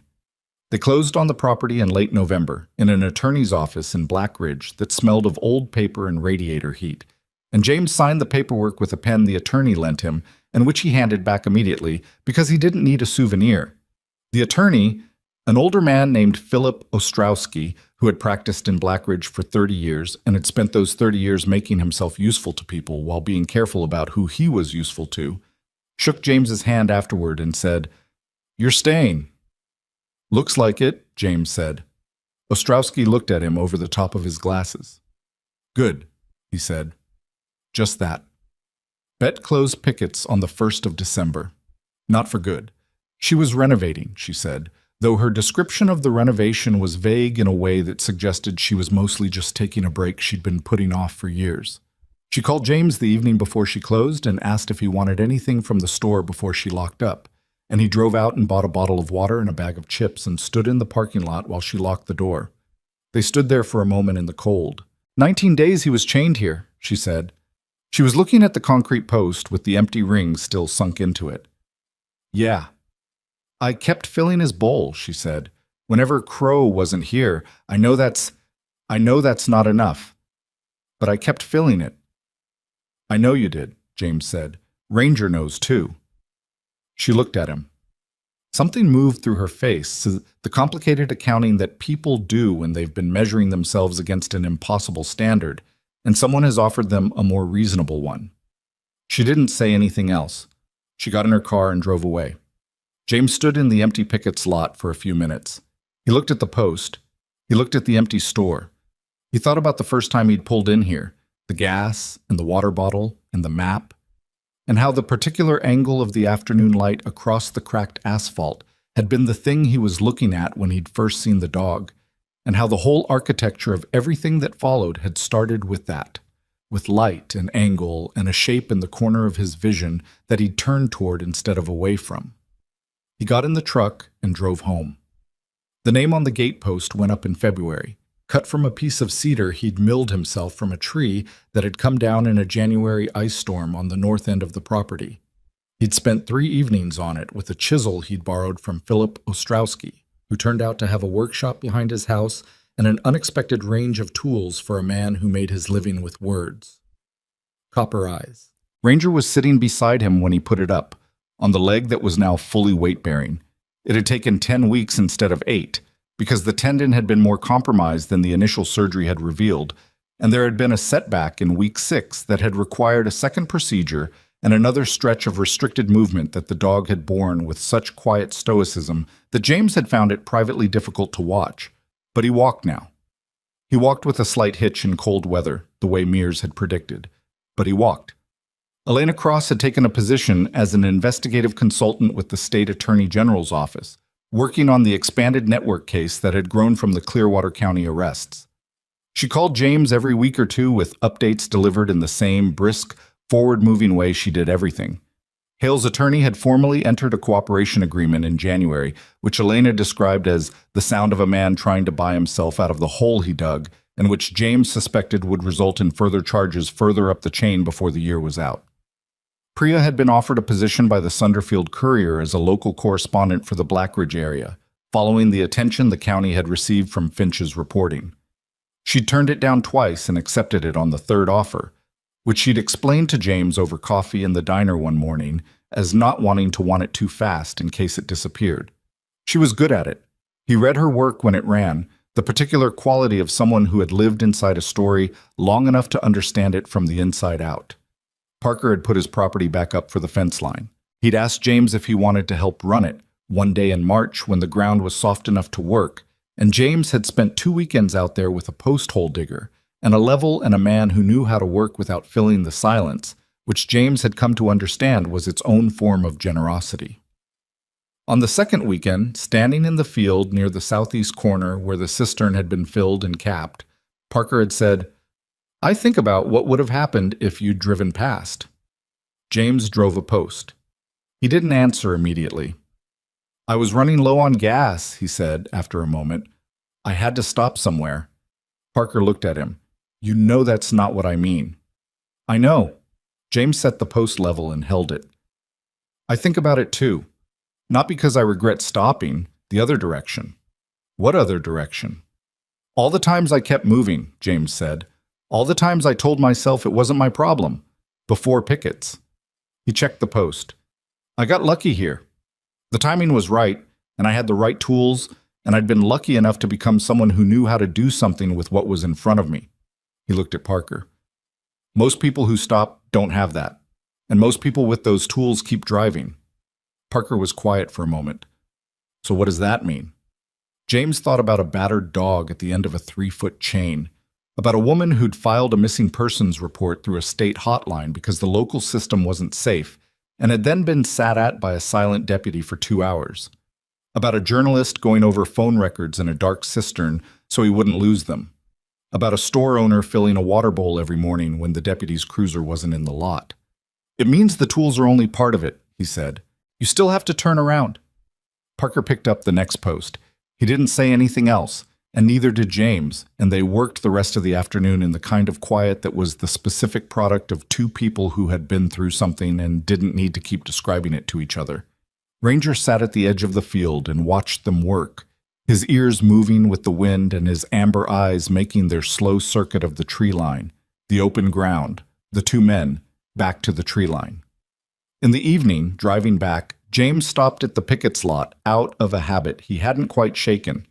The building still closed, the renovation still proceeding at Bet's unhurried pace, the concrete post with its empty ring catching the last of the light. He didn't know why he kept stopping here exactly. It wasn't sentiment, or not only that.